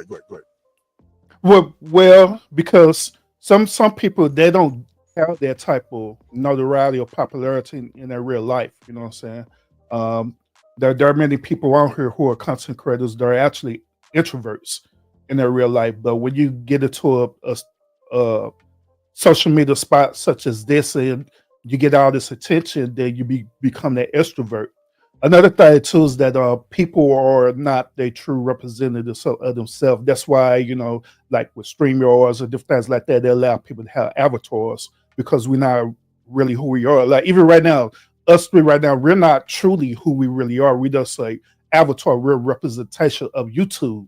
You know what I'm saying? But we're not representing who we truly are in real life due to being on YouTube. And that's how a lot of people are. It's the notoriety, it's the secrecy behind it as well too, where you could be somebody that you're not. There's different things like that, and of course the money as well too. Where if you're getting super checks or some people they just get cash apps. Right. I know other people who they give gifts give to them. They get gifts mailed out to them, through their pill boxes and stuff. So right. I agree. I just say follow the money. If you want to find out who people truly are, you put money in front of them. And I think when people really found out, like Urban was saying with regards to reality shows, I mean, that sells. I only watched, what was it? What was the first one? Atlanta Housewives. Yeah, I only watched that one season, and then the Basketball Wives one season, because it was just it portrayed women in such a negative light. Like that's not, you got that much money, and you still want to act like you in the hood. You still want to snatch somebody. So, but it was, why were they? Because they were getting paid to do so, and I feel the same way here. When you're getting paid, when you see that, when you're putting out positive content and you only get a $2 super chat, or if you get a super chat, you know what I'm saying? As opposed to when you turn around and get back on there and you calling people all kind of MFs and be, hit my link, then you get 25, 50, $50 super chats. You getting new members. You getting your live shared around. So, it does. Negativity brings money. Everybody wants to look at something that makes them feel better about themselves. To see somebody doing crashing out, well, that makes them feel better about their life. To watch something, so terrible or so outlandish, then, oh, well, I ain't doing that. That ain't my life. I would never do that. People love to judge. People love to look at people through a glass house and, throw rocks at it. Yeah. Another thing I want to add on too is that through human nature, we want to be a part of something that's bigger than ourselves. That's why you have what is known these YouTube cults now, is because people want to be a part of something bigger than themselves, bigger than their current life. You don't know people's circumstances, from content creators to subscribers. So you don't know what they're going through, and this YouTube thing is probably just a release for them, the escape from whatever it is that they're dealing with. So you'll never know that, But I think that at the end of the day, the end game is that it's all for entertainment. But I think that we misrepresent entertainment and end up bundling it in with drama. You know what I'm saying? Drama and to me, drama and entertainment is two totally different things. You know what I'm saying? Where drama corrects like negative influences or different like that, but entertainment is just something that you just want to escape from. But some reason we just kind of intertwine it all together. So what I could suggest for us people who want to do positive content is that you're gonna have to balance it in between positive content and entertainment at the same time. Like I learned how to do with my platform, where uh, within the insaneness that y'all look at all the time, right? There is a positive message in there. You know what I'm saying? So it's positive, but it's entertaining at the same time, where it causes people to think, it would trigger people, and to give everybody what they need, that type of dopamine, whatever you want to call it, to trigger this type of one response where they want more of it, you know? If that makes sense. Why is it that people, just like the Army slogan, they can be all they can be on YouTube? Why is it? Why is it? Why That's is true. it that way? Why is it that way? Because I personally, I'm not the type of person to put out, even if I beef with someone, or if I had a disagreement, or if I had a spat with someone on YouTube or on social media, I for one would not put out their personal information or put out private conversations or anything like that. Mhm. If it's something that you sent me, that's between you and I. You know what I mean? Just because, and I'll explain myself. I've seen on on a lot of occasions where people, acquaintances on here, they get into it on YouTube, and then all of a sudden all these private messages come out, as we spoke about, all these recorded conversations. You weren't friends with them in the first place, or you wouldn't have done that. But at the same time, me as a man, I look at YouTube and social media and I act accordingly. The way I am right now is the way I am in real life. I'm not going to share any private conversations that you and I have. I'm not going to share any intimate details about something that you shared or I shared, and put it out there to embarrass you. I am adult enough, as you spoke about, Urban, you were associated with something or whatever, and you just moved on or whatever. If I have a spat with someone, I'm going to just, hey, I disagree with you. I'm just going to move I'm just going to move in another direction. You know what I'm saying? And leave it at that. I'm not going to bait you into any type of situation by putting out stuff or whatever. And what amazes me is it's not young people that's doing it. It's older people our age that's doing it. You know what I mean? Facts. And so that's what's so disappointing is that we don't have any type of examples, you know what I mean, to give to the youngins that are out there putting out content. It's the as I called them earlier, you know, the old fake fogies, 40s and up, you know, that are doing some really, really outlandish type stuff. And it's disheartening and it's unfortunate, but it's what's going on, you know. So go ahead, sis. I think, as Amber said, I think most people just want to be understood too. I can Yeah, I could agree to that. agree to that, but I think to a certain degree, and this is just me, like, I ain't saying, I'm not talking for Urban or SBK.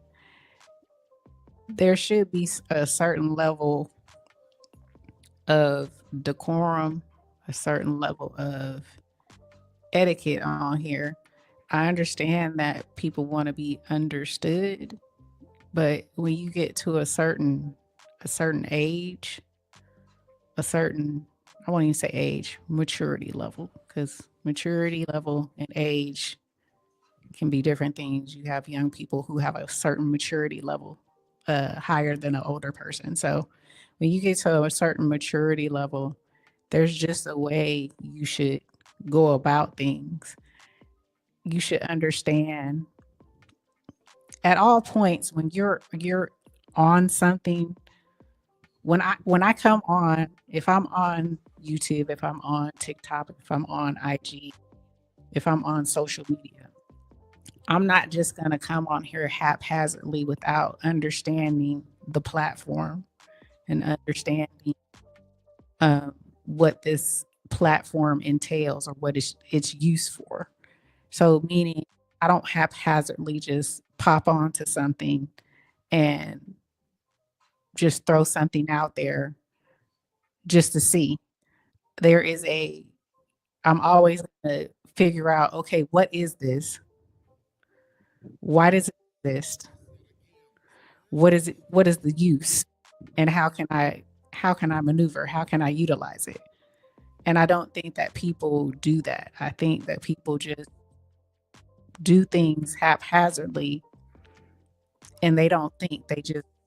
They just react, or they just do things haphazardly. That's the best way I can say it. Instead of understanding the intent for something, the what the use of it is for. And I think if you have that education or you understand those things, you wouldn't, do the things that you do on social media. And we already given examples, so I'm not even going to go into any more examples. You just it, it's just common sense. If you don't do that in person, why would you do that on here? This is millions of people watching. In person, you got what, 5 or 6? Whoever's in the room. This is millions of people watching you. I don't think they count the cost of your actions. And that's just my personal opinion. That's the whole thing. They don't look at long term. They're just looking at the now. That's, as I've always said, I'm telling the truth. We got a bunch of shallow-minded people on this here app. You know what I mean? It's unfortunate. I truly think that a lot of them think that they are running a business, but I think that they're not running a business in corporate world. I don't know if anybody works in the private sector. When you create a business, you create it for a purpose. You create it for there's a need, right? There's always a business need, and you want to find, if possible, you want to find a niche within that business or a gap, something that's missing that you're providing.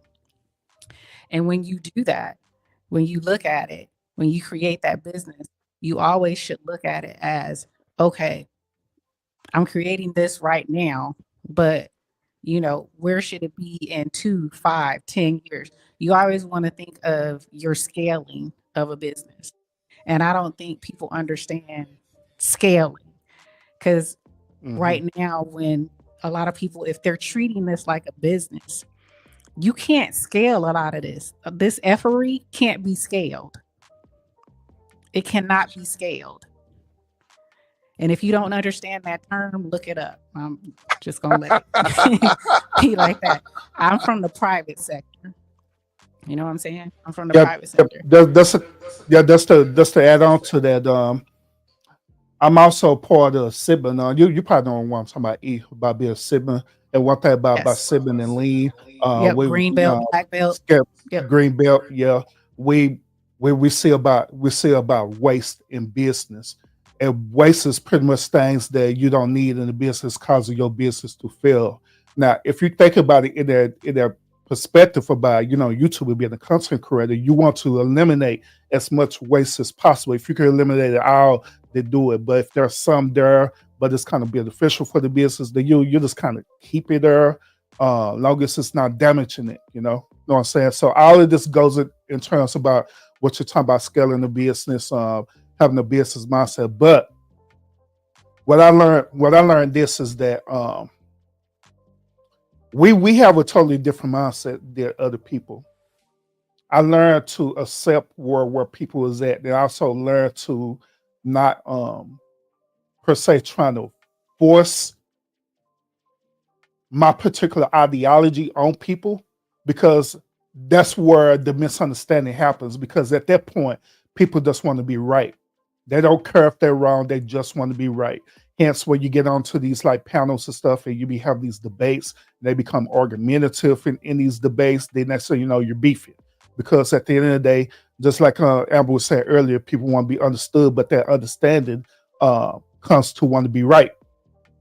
There have to be a right and they have to be a wrong, but a lot of people are egotistical as well too. So they don't want to be wrong, and they feel like if they're going to be wrong, they're whatever it is that they're working on or working hard for us like that platform, right? That's going to be taken away from them. Their subscribers no longer going to be subbed up to them. They're going to lose their notoriety. Then eventually their channel end up dying. So they rather to stay within the waist because that's the safe space for them. And so I just like I say, I learned to move a certain way. I learned to not force my ideology on them. Once again, that's my belief. But I'm not going to have the expectation for them to believe in what I believe. If they don't believe in it, that's fine. If they see it different, that's fine. I just let them be where they at. Hence, that's what I did in the past. You know what I'm saying? That's what kept me for, striking up videos and doing beef videos and rebuttal videos and all the stuff that, because I knew where I was at and I knew where I was headed and I already knew where they was at and where they wanted to go. And so I just left them there. Absolutely. Absolutely. And you definitely want to look at things like that. Like Urban was saying, you want to look at that waste. You got to look at, is it what you need to do? Is it something that, that you can sustain? Can you keep it? If not, you need to cut it off.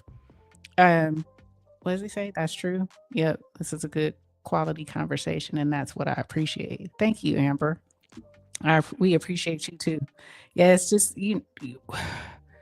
everything you said was spot on. And we don't. I like to think that I don't push my ideology on people. I may sound passionate about certain things I say. I may stand on my opinion, but my opinion is just that, it's an opinion. You don't have to agree with me. You can go about your way. But when I come on here, when SBK and I come on here, try to make sure that we are bringing something to the masses, that if you can take one or two things or a moment in time and you can utilize it, then that's fine with me. I appreciate that, but I don't want to come on here and just spew venom just for the for the sake of spewing venom. I could easily do that and probably make money, but that's just not, I don't see myself there. And I see myself, I'm looking 3, 4, 5 moves ahead. And so it doesn't align with, where I want to see and my future brands. Absolutely. I agree. Yeah, I agree with that whole lot. You want to know what's also interesting about this whole conversation is that I don't look at people for us like ops or anything like that. Matter of fact, I say this on my platform a lot, that I don't have no ops period on YouTube. The reason why I say that is because that's me acknowledging them, that they are an enemy to me. At the end of the day, I don't know nobody on here. I don't know your personal life for you to even be remotely be considered as an enemy to me. You have to want to do something really, really messed up for me to want to call you like an ops or an enemy. And I'm not talking about just going around doxing, because that's nothing to me. You know what I'm saying? It is what it is. I'm talking about doing something real heinous, like doing like physical harm to either me or my family or something like that. Some extremely crazy things like that. Then that's different. But as you see through most of these interaction stuff, people they're really not about their life. It is all talk and it's all about their reaction at the end of the day. That's what all matters to. So that's why, just reiterating that's why I don't acknowledge people as no ops, or I don't acknowledge people as no enemies or anything like that, because I feel like that's what fuels the flame. That fuels them to want to do it more and more and more and more. Because like, well, shoot, he my ops, so I'm gonna make sure you're gonna do this and that. Like, no. And last but not least, the also interesting part about this is that at the end of the day, like I was talking about the old people I ran with, right? At the end of the day, man, like if they like really sincere about the stuff that they do, they could reach out to me and stuff. I wouldn't even trip about it at all. You know what I'm saying? I wouldn't trip about it. If you want to reach out and network with the positive reasonings behind it, then by all means, I ain't tripping about it. So. Absolutely. And I'm glad that you brought up that doxing thing, because that's another thing that happens a lot in this sector. And I don't think that people really understand.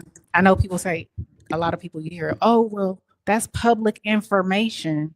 And, it's accessible. Yeah, it's accessible because you're paying to get that information. Number one. Number two, yes, it is public information. However, if you do not have the business need to obtain that public information and you're putting it out there for the masses and you're showing it on your lives, you're pointing out information, you do, depending on where you live, that's a lawsuit. That is considered bullying. That is considered uh, cyberbullying, harassment. You do not have the legal right. You have to have a business need to utilize that information. So a lot of folks don't understand that, and you just ain't, you haven't met the right one, right? You ain't got that. What is it? The FAFO. You ain't met that fuck around and find out individual yet that that understands the law, that understands that even though it's public, you do not have the right to show that, to humiliate, bully, and harass someone on the internet. You don't have a business need. You are not a collections person. You're not the police. You're not a legal person. You're not collecting a debt. These are things that you're professionally you're doing with that information. You can't just throw it up on social media willy-nilly. And I'm saying that for whomever is listening, ghost watching, or in the chat. Understand your rights. I know a lot of y'all be, oh, well, I ain't tripping. That does not give people the right to put up your public information just because it's public. You need to have a reason to show someone's public information, a professional reason. Other than that, it's being bullied, humiliated, and what is it? Cyberbullying, humiliation, those types of things. So you don't have the right to do that type of stuff. So I'm gonna go back on mute. People just need to chill out with that, because here in Texas it's illegal. Yeah, it is. I'm gonna throw this out here, and I want y'all honest perspective. Y'all look like, oh Lord, here we go.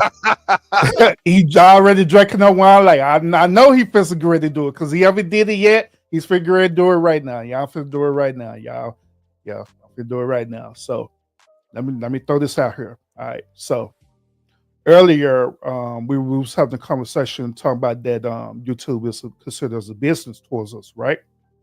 So since YouTube is considered as a business towards us, right? Those people who are considered as content creator, would that constitute as a business need for them to pull data broker information and post it on their said social media account, hence YouTube? Great question. No, because it's not just because they are a content creator, that's not their business need. Are you pulling up somebody, let's give bankruptcy? What's your content creation? What's your channel about? Is your channel about talking about bankruptcies? Are you trying to provide some type of financial input and use this as an example? Or are you just throwing up information? And if I can go to your channel and look at your channel and it's all about BS and bullshit, then no, you don't have the right to do that. And it would stand in any court. Mm-hmm.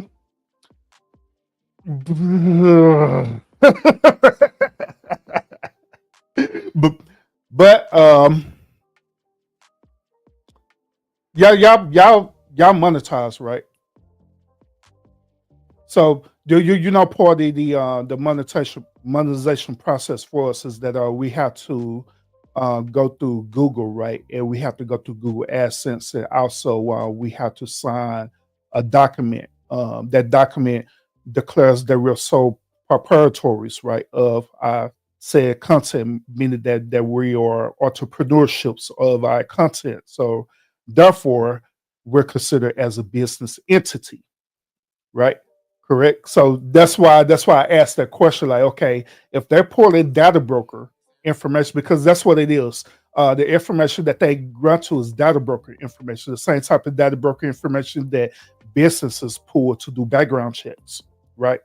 So if they're considered as a business need, then are they technically in their rights to You do that, even though they're doing it in a slanderous reason? Now, I don't agree with the slanderous part behind it, but if we just talk about business, period, you in are they not HR, in you their already right to know do this that? question. You already know the answer to this question. You're in HR.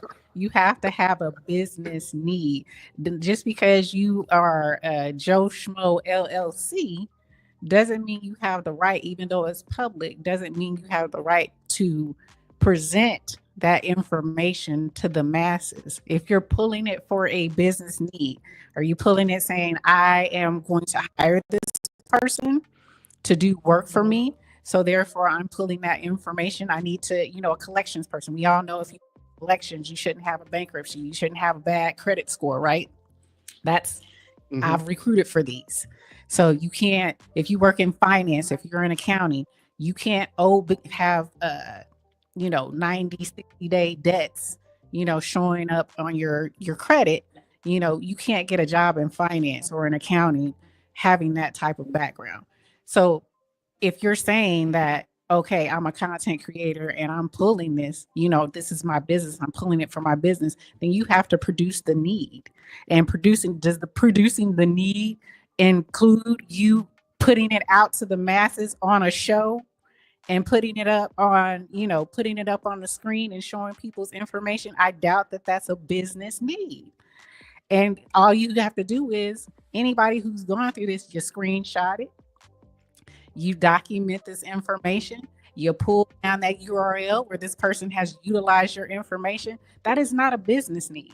Even though you have a Mhm. corporation or a company, a LLC, through, being a content creator, is your content creation based? Can you match that to the need of your current channel? 100, I would say 99.99, none of them can do that. And if anybody took any of these Mickey Fickies to court with documented, detailed information of the slander, they would be found guilty. Mhm. All right. So what if I consider that I'm the CEO, right, of my entity, and I consider my moderators and my subscriber my employees, right, and I also consider fellow content creators as other business that I'm doing business with, but I need to want to find out if their business is legitimate.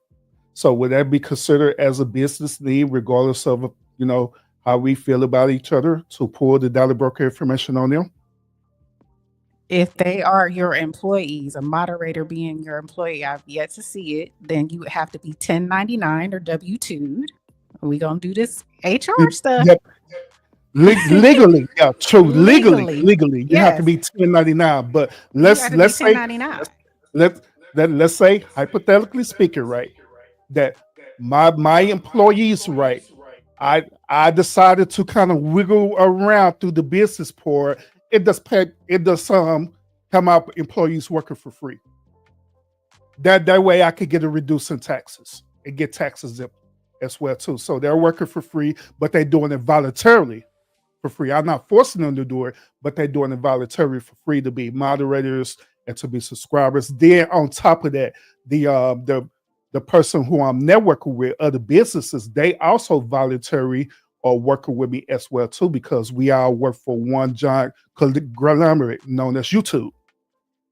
So once again, would that be considered as a business need for me to pull data broker information on you if we all are working together, we all networking together? And I'm trying to make sure that, you're not that type of person. Now, wherever comes out, that's what it is.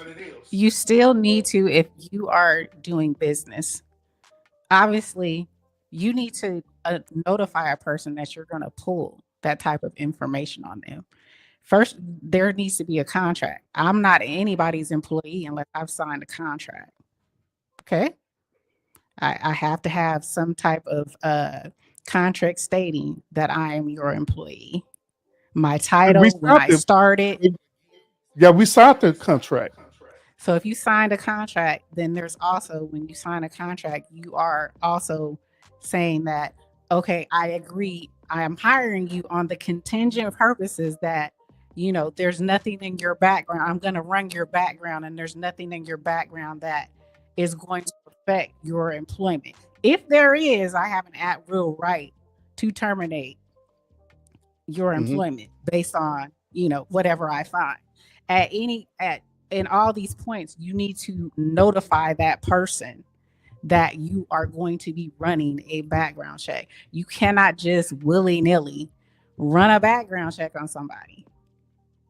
You just can't do it. You can try, but if anybody knows the law, if anybody understands this game, I'm gonna get paid.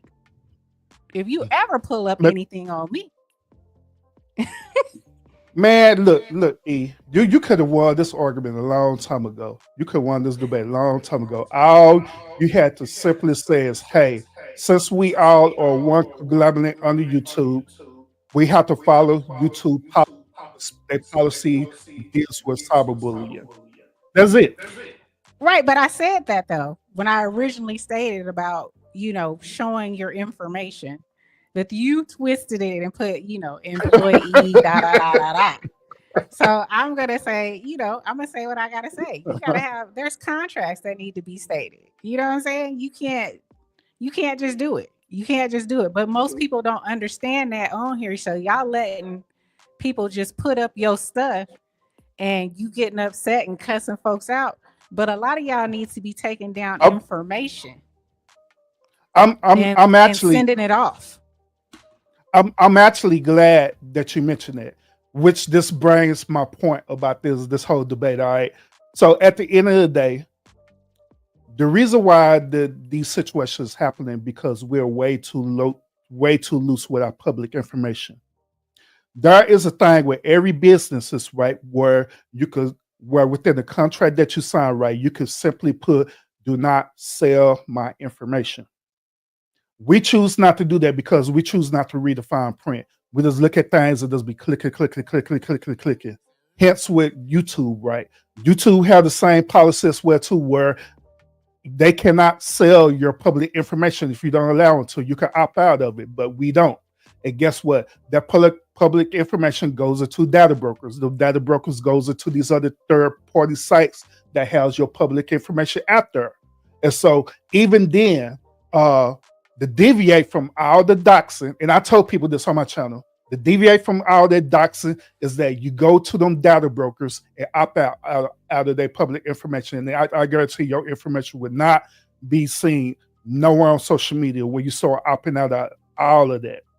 Every last Absolutely. one. Absolutely. But some people have some backgrounds in collections and they have access to certain things because they used to work in collections and they play around. And that's why I say you got to be mindful, even though you have that background. That's not your channel.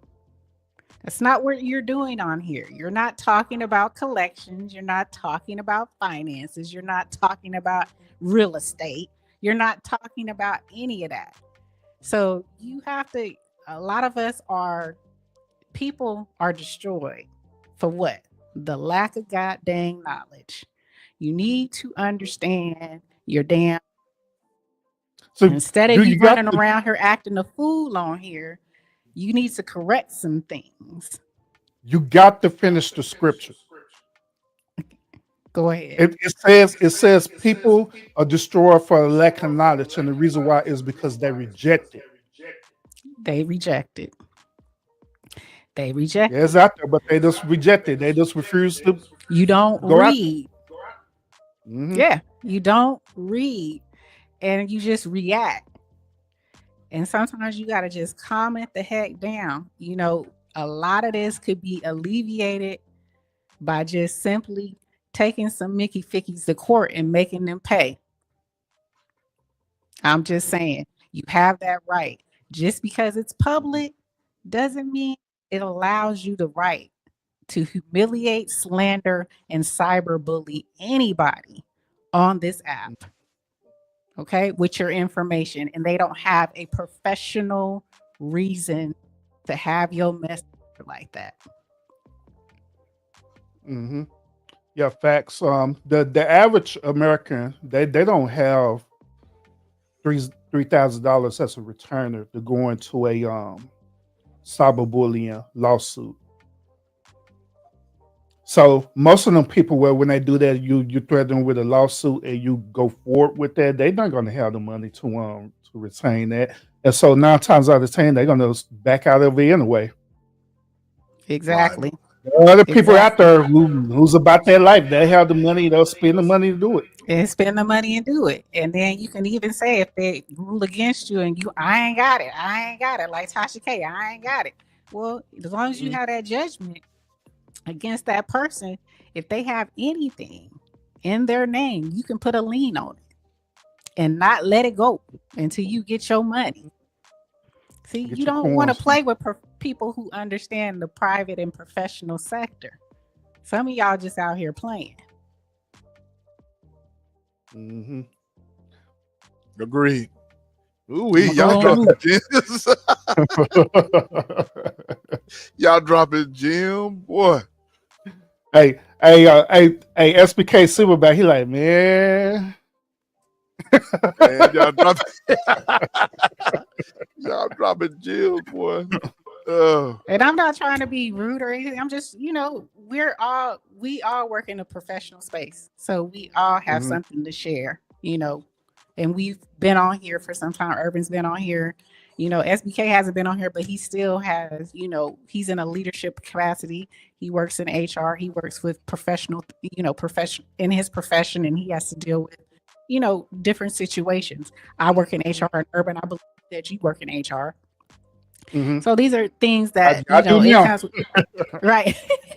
I've been in this, I've been in that field for a number of years, 2 decades. So, I've learned some things. I understand some things. So I've worked closely with HR for over 20 years. So everything you guys are saying is spot on.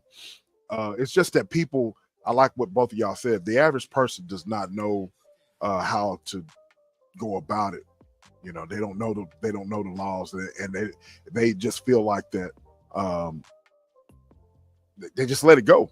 You know what I mean? Not knowing their rights, not knowing the laws, not knowing what they can do and how to go about it.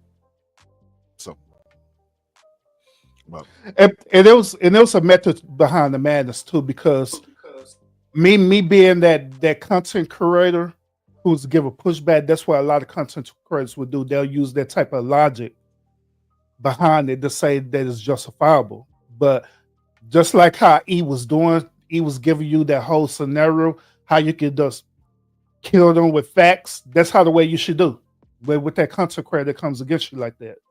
So this live is documented. It is giving y'all a play-by-play how to handle that scenario. You're welcome. Exactly. Because I see it, I be like, ooh, and I just see how people respond, and I'm like, you can respond a whole lot better, bro, and you ain't even got to go through all this. You know what I'm saying? You hit people in their pockets, and once you hit a person in their pockets, it's silence. Silence is golden. Yeah, buddy. And that's another way how I learned to navigate is just by being quiet, man. Because it don't require my pride and ego to address every little thing that's been said. Like I was telling y'all earlier, that like even some of my moderators, some of my subscribers, they'll come back and say, "Herbie, they're saying this about you. They're saying that about me." I'm like, okay, well, what do you want me to do about that? Well, I'll just let you know. Okay, I don't care. Like, so I'm not going to do nothing about it, because all it's going to do is just going to cause a ripple effect. I'm going to say something, Then they're gonna say something. When you're gonna say something, they're gonna be back and forth. And I don't want to feed them that type of content. If anything, I want them to say something about my content, so people could go back and watch my content, so I could keep feeding my content. If anything, not because of some person saying some weird stuff about me personally. I don't care. Exactly. Fact, facts, facts, Factuals. factuals. Shout out OSD. OST. What's up? What's going on? What the chat say? Man, the chat is Where's Selena. Selena? She I popped. think she said she went to bed. I'm She so said she sorry we popped missed in. you. She popped in. She been Pick and going choose. through it. Miss Jazzy said, yes, E. See, you gotta understand that professional lingo. All facts. I love it. I love it. Amber said gems. Slim, you back? Hey, Pick and Choose. I love this. All No, right, man. Hmm? Go ahead. I hope everybody got some, a little bit of information, without going into anything that's going on out there. I hope people hurt our hearts. It ain't to slander. Okay, it ain't to slander. It's not to, talk ill. And like I said, if this ain't for you, keep it pushing. Click it off. I don't care. You know what I'm saying? If it ain't for you, then go about your way. I'm here to give you guys different perspectives. Like I always, well, I'm gonna say this. I'm gonna take from the other content creator. I'm just here to make you think a little bit. That's all I'm trying to do. I'm trying to get you to think a different way. And I believe SBK and Urban do the same. So if you if you've gotten anything out of this, I, definitely appreciate it. Let us know in the comments. We love to hear from you guys. But this topic I brought up because of, things that we consistently see out here in these YouTube streets. And I was like, we need to, even though we've talked about this a little bit, we didn't really impart enough, I guess. So I was like, well, you want to do it? And I sent it to him last night and he was like, wow. Wow. And I was like, is that a yes? And so we ended up doing it tonight. So I hope you guys got something out of it. Like I said, I ain't judging, but I'm just giving you my perspective. I'm on the outside looking in. Facts. And that's all I'm gonna say. I think, like I said, we discussed previous show kind of similar to this, but but I think it's something that needs to be said because people just need to understand that what's reality and what's not. And if you are, a part of social media, you need to understand how to navigate without being a part of, some stuff that you really, it could backfire on you. It's all fun and games whenever it gets serious. You know what I'm saying? And so whenever it gets serious, people don't want to, they want to throw up the white flag, proverbially speaking, but, I look at it this way. I'm looking at long term. I don't want my daughter looking back on me with her dad acting like a damn fool on here. I don't want to leave a legacy that's foolish that I would be embarrassed of. You know what I mean? I'm just trying to leave something to where, look, you that's what it boils down to. You know what I'm saying? And what are you looking forward to in the near future? You know what I'm saying? So that's, if this if this live has helped put things in perspective for a lot of people, then we've done our job. You know what I'm saying? So that's what it's all about. So,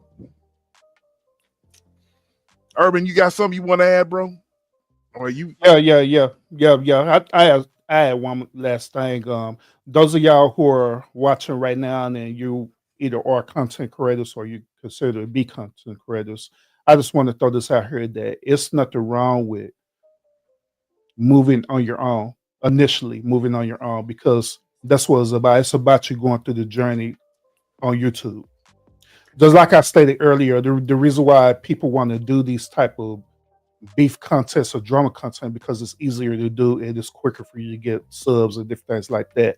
But the long term effects on it is that it's going to kill your channel. All right, so it's better for you just to go through the journey on your own, start off on your own with your content, and just let it build for itself.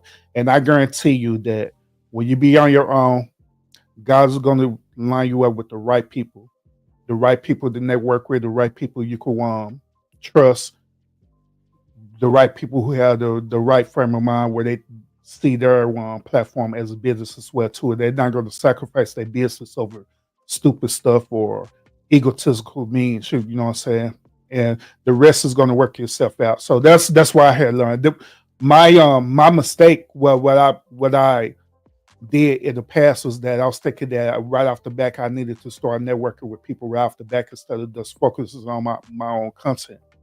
That was my mistake that I made personally. I hold myself accountable for that. So since I held myself accountable and I've been moving forward on that, slowly but steady, my content been rising, not because I've been part of something, right? But because people are knowing who I am as a content creator. You know what I'm saying? Then more people start recognize me. Then now I'm networking with people where we all have like-minded, you know. So that's my advice to y'all.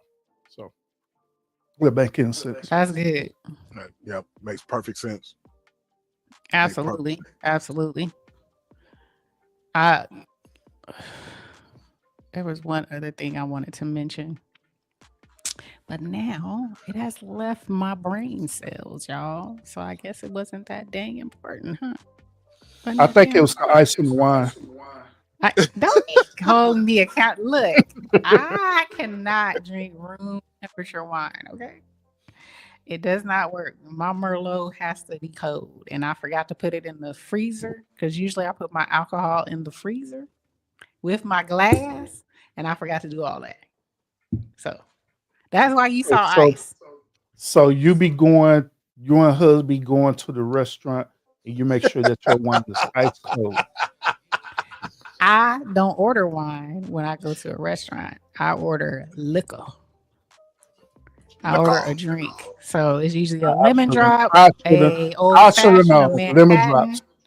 lemon drop, Casamigos. old fashioned Manhattan, uh, Yep. top Yeah. shelf ice, top shelf Long Island. Those are the Mm, ones that I usually order. Yep. And they mhm. usually And have then, ice. They're cold. then if you feeling mannish as hell, you just go and get some Henny. You and your husband, huh? Just throw it in there. I don't drink Henny like I'm that not judging. anymore. I'm not judging I because like me and my I wife don't do it. drink Henny anymore. I don't drink. I have it in the pantry, but I don't drink it like that. I like Douce. I love me some Douce. Not do So say. Oh my I like the goodness. Douce. Yes, it's smoother. It's full bodied. That Hennessy gets you. Ugh! You know, I ain't a youngin' no more, so I'm not doing the Henny like that no more. No.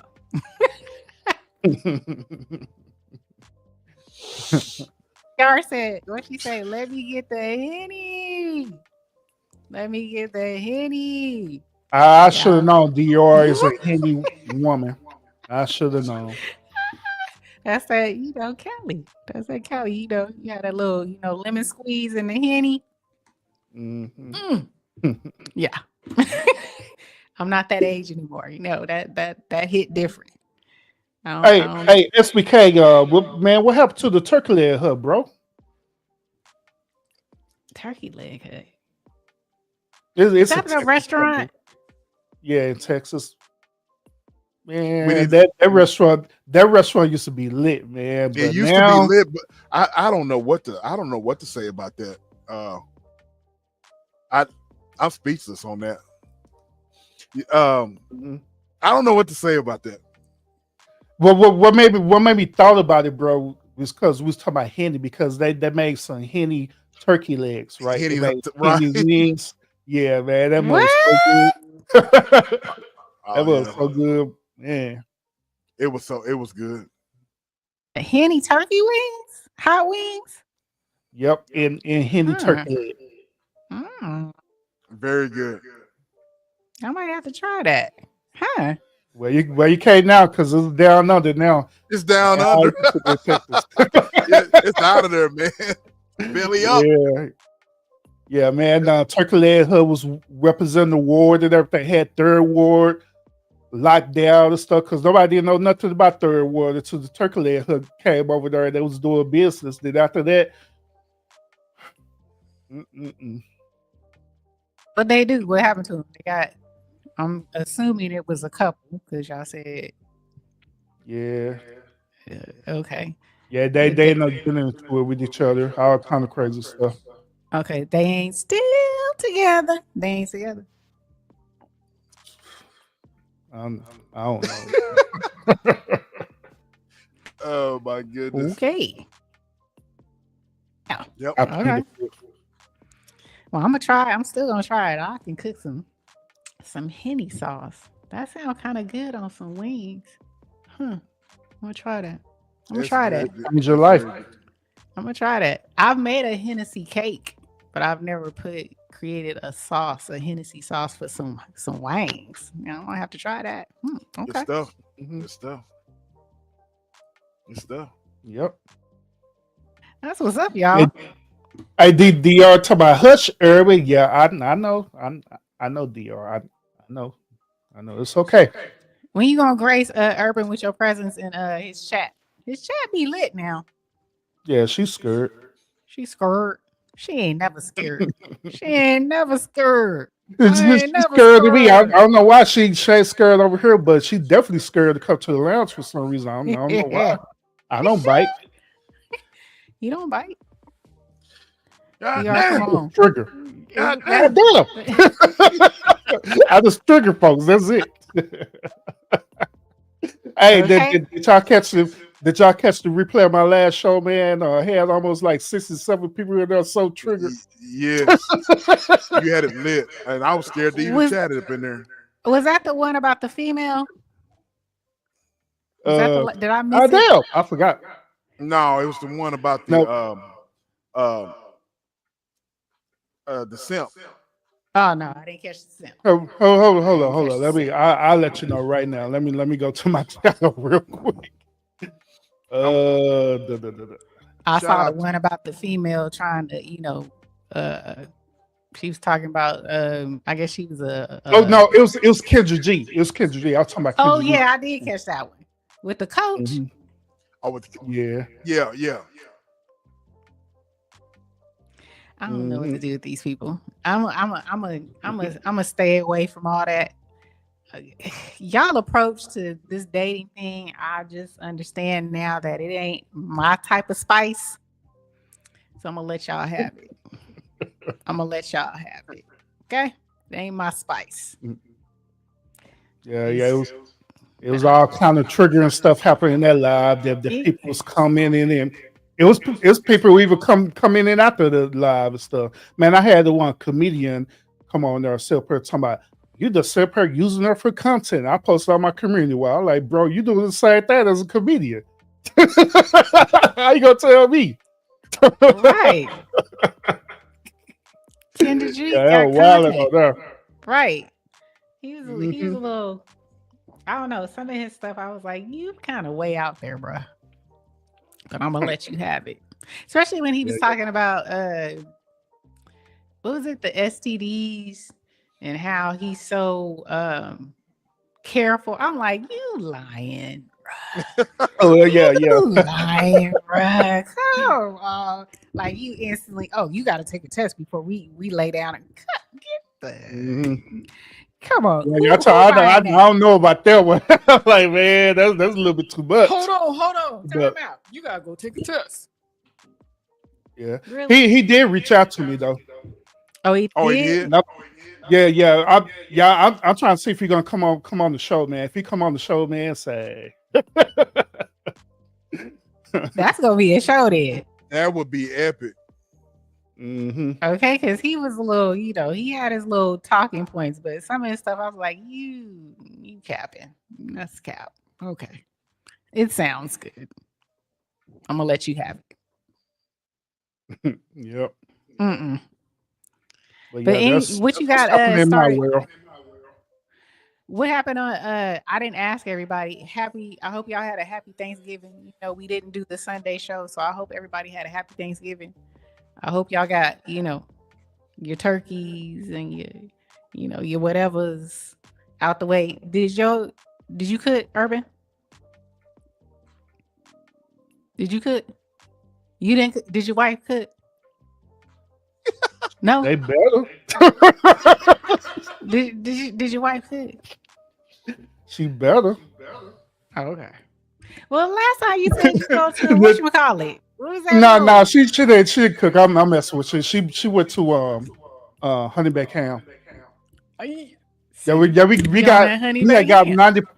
Actually, we got 100% of our food from other sources. From Honey Baked Ham, her mom had cooked something and brought it over. She had aunties cook stuff and brought it over, and that just how it just worked itself out. So, as long as I didn't have to do nothing, I don't care.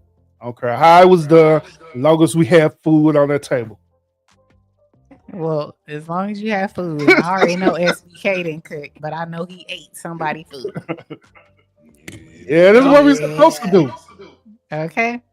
This is the only time there are 3 times in a year that y'all ladies supposed to treat us as king, even though y'all supposed to treat us like this throughout the whole entire year. But that's neither here nor there. But definitely 3 times a year where ladies supposed to treat us as king: on our birthday, on Father's Day, and on Thanksgiving. No Christmas? Now Christmas is a kid holiday. I want my gift. Playing. I don't need no gifts. I done got everything I want. I can buy, so it ain't no thing. And my kids is grown, so I ain't buying nothing. I'm like, come over here and get something to eat. That's what you gonna do. We making gumbo. Come on over. Man, that gumbo sounds good right about now. This Oh, yeah. cold now. Oh man. Christmas is gumbo. I always do gumbo for Christmas. Seafood gumbo. Seafood gumbo. Yes, sir. Seafood gumbo. That's right. So that's what I'll be doing. Yeah. I love to cook. These are the 2 holidays that I'm gonna cook, and I cook everything. So nobody helps me. I cook it all, from the appetizers, the entree, the sides, the dessert. I just get in the kitchen and do me. Yeah. Shout out to E husband who's receiving all that wonderful, delicious gift for Eden. For real. Okay, he was like, "You be making too much." I'm like, "You say that, but then it be gone in 3-4 days." So either they done came and got it, everybody take a plate or plates. It be gone. So everybody get fed. It's all good. Everybody getting paid. Okay. Because he just don't like leftovers. He not a leftover king. So after 2 days, he like, I need a burger. So he like So- the he like, I need a burger, some fries. I done ate that He 2 days need in a- a row. He need a baconator now. No, I can't. I don't let him eat no McDonald's, no Wendy's, or nothing like that over. I'm like, no, you gotta watch it, because his family has a history of diabetes. He doesn't have it. Diabetes, high cholesterol. Yeah. Yeah, so I'm like, if you gonna eat it, we gonna go to Five Guys, In and Out, or Habit Grill or something. Or if I cook it, but most of the time we do that. That's an easy thing to cook. What? I ain't gonna self manipulate your husband like that. Like what? What I do? will manipulate him with his health. Somebody, yeah, you know, you got that high blood pressure, high cholesterol, He and you know you don't, can't so I'm eat trying them to keep burgers. it. They did like a, dang man, I can't eat no burger. Then she talking about, yeah, these only type of burgers that the doctor say you can eat in and out. He know. Yeah, like ain't nothing. Like Okay, in and out is super healthy. it's not, but compared to McDonald's and Wendy's and Burger King, you know what I'm saying? I'd I rather give have you a McDonald's because I don't need McDonald's at all. Period. And he used to, you know, that used to be his thing. I'm like, no, you can't do that. You can't do that. We can't. So, you know, he like, all right. So if I'm going to get it, I'm like, have a real Five Guys In and Out. Which one? Which one? Which one you want? That's what we do. Hey, SPK, we got the free e-husbands. He's He got the free. free. I'm just, We could give him. Hey, we could give him his red pill awakening. I like, bro. But we're here to free you. This is like now, Moses in okay, Exodus. this is with me. This is with me. Now, I can't control what he do when he at work. You know what I'm saying? I can't control. Free. Probably done ran out to, you know, McDonald's. You know, he do have little sugary snacks. He admits it. I'm like, you know, you need to lay off them, you know, them sour patches and all that stuff. You need to. You Oh, gotta damn. Hey, those sour patches go Yeah. hard, man. That's hard Okay. to do, though. It's hard for him. I'm like, you gotta let it go. You gotta let it go. He don't So have I it. got I got me some sour straws right now. Man, fuck, where they at? See? Mm-mm. He don't have it, but his family history. And so, you know, because he work out 6 days a week, if not 7, if he don't take a day off, he's pretty, you know, stable. But, you know, we trying to keep it that way. Trying to keep it that way. Yeah, That's so I feel you on that. Yeah. I feel you on that. I you know, bro over here struggling now, man. So yeah, he ready for night. He ready for night. You ready for night? SBK. Hey, I'm not gonna deny it. Yeah, it's time to go to bed. Okay. Wait, we gonna say this. I wanted to say one announcement that we did not make. I'm gonna make. SBK and I, we agreed that we are going to take the last week of December, first week of January off, and we're gonna come back.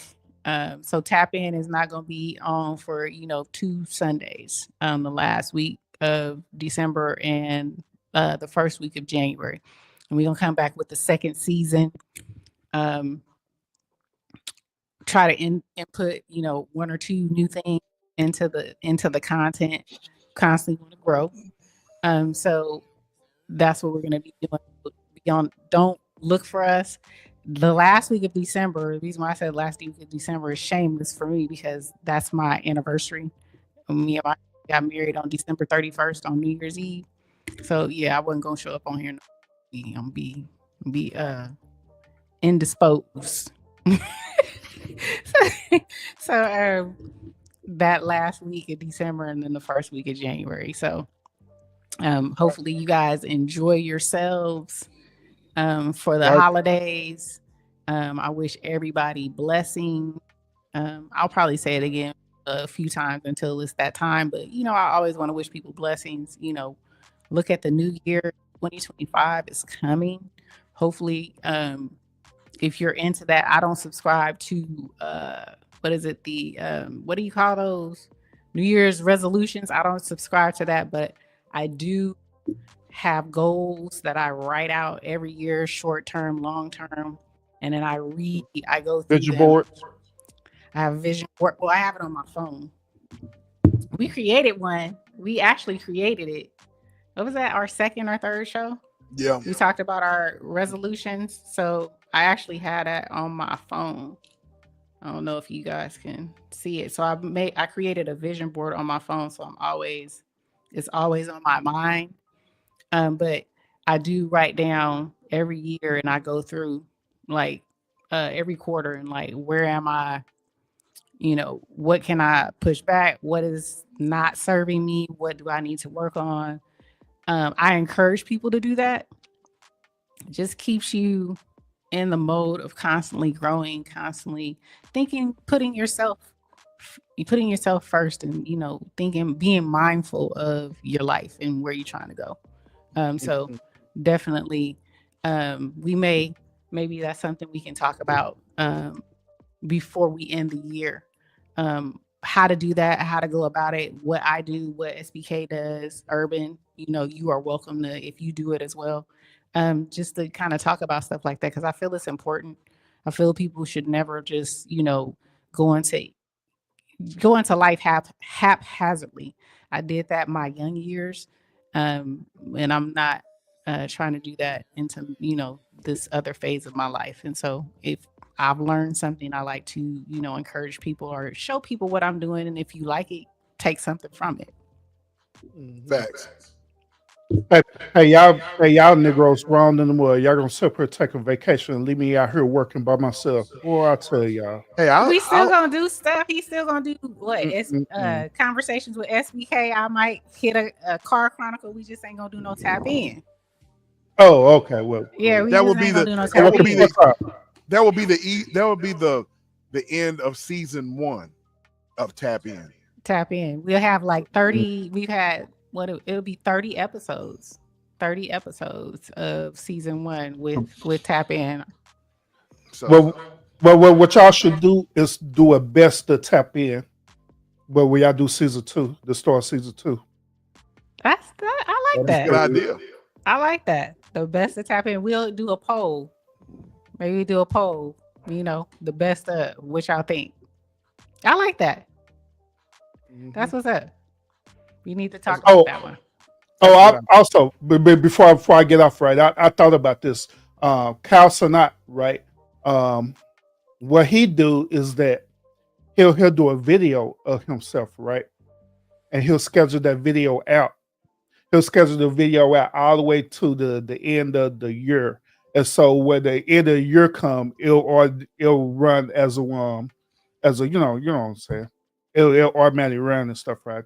So Yeah. he'll see that video with what he said at the beginning of that year. So I think I'm start doing that too. I like At the end that. of the year, I'm gonna do a video of myself, telling myself about the goals that I want to do. Then when the video scheduled out and it airs right at the end of the following year, that I can look and see how much I've accomplished. I like that. I like that. Good idea. Yeah, that's a wonderful idea. And schedule it out for the end of the year, so you kind of like look back and see. See what your progress was. Yep. Mm-hmm. That's always. I mean, Dr. said that too. She said it's a good idea. Absolutely. So, oops, I put myself on. SBK, what you got popping off? Urban. I am currently. I talked about this yesterday, but I am currently working with the great TCAP, coming up with some T-shirts. Every member, every member will be getting a T-shirt. I'm doing some T-shirt giveaways to everyone. So we're gonna have some giveaways, but all my members will get a T-shirt. But ladies, I have T-shirts for you. Guys, of course, T-shirts. So we're going to be doing all of this, giving T-shirts and all sorts of stuff here in the next couple weeks or so. So we're just getting into designs, and you ladies tell me your favorite colors, and we'll get it. I know your favorite color. So you guys tell me your colors, and just hit me back, and we're gonna make it happen. So. But yeah, we're just gonna I just want to put that out there, So that's what I got going on. So, yep. Look, two X for PJ's purple. Purple. Hooray. She know. She already know. Urban, what you got? Oh yeah. So shout out to everybody who go to the lounge to watch my shows. got a couple of shows that I'm going to be doing this week. I'm not going to tell you what it's about because I'm not going to spoil it for y'all. But they are coming up. You'll enjoy it, SBK. I said I always, That's all I'm saying. So, but yeah, I got shows coming up. Coming up on this week that I'm gonna do. And of course, I do my DJ thing too. Now for it's New Year's Eve. Normally, what I do, my season finale is be on New Year's Eve. So normally, what I do, I just do a whole DJing show. This whole entire DJing show for people. That's if me and Mrs. Herb is not out getting drunk somewhere. Now, if we at home, then yeah, most definitely I'll be DJing and I'm doing a DJ show for everybody, so let everybody else get drunk while they at the house. So I was just about to ask that. Were you gonna DJ on? So you answered my question. Only if him and the Mrs. Urban ain't out, we gonna get some new flavor in our ear. Yeah. It's gonna be lit as hell too. Yeah. But other than that, it does sound the same old with me. I do also have some new projects that I'm working on too, but I'm not gonna release that until 2025. Okay, we heard it first here. 2025. We gonna see what's going on, what's popping. I love it. Y'all, thank you guys so much for hanging out with us on a Monday. I swear to God, I love y'all. You keep it popping for us. We have our community. So, shout out to the chat, everybody who participated. We love you guys always. Thank you for being lit. Thank you for always, giving your comments and your opinions. We love it all. Again, I hope you have a wonderful, blessed week. And are we gonna see him again Sunday? We gonna hit y'all with a double this week? Yeah. Sunday. We gonna be on here Sunday. Yeah. We'll be back So again. y'all might as well. Y'all gonna be off. Exactly. Nigga, Get it all in. Don't even want to work. Get off. I am. I'm gonna actually do some cooking with E. So it may be a live or a pre-record. So you guys are gonna see me. I'm gonna do a couple of juices, my juicings and my sea moss, some different creations I made with the sea moss. So you're gonna see me. It just ain't gonna be no tap in. No tap in. That's all. But yeah, we gonna take a break. We done 30 episodes. And we started when? March? April? March? Something like that. Something like that. We put in some work. We put in some work. Yeah. Work. So Good night. We're gonna come back strong. Oh yeah. So good night, y'all. I hope you have a wonderful, wonderful day tomorrow, Tuesday, Taco Tuesday. Let it go. So if that's all, SBK, what we got? What we gonna say? Well, with that being said, We are gone.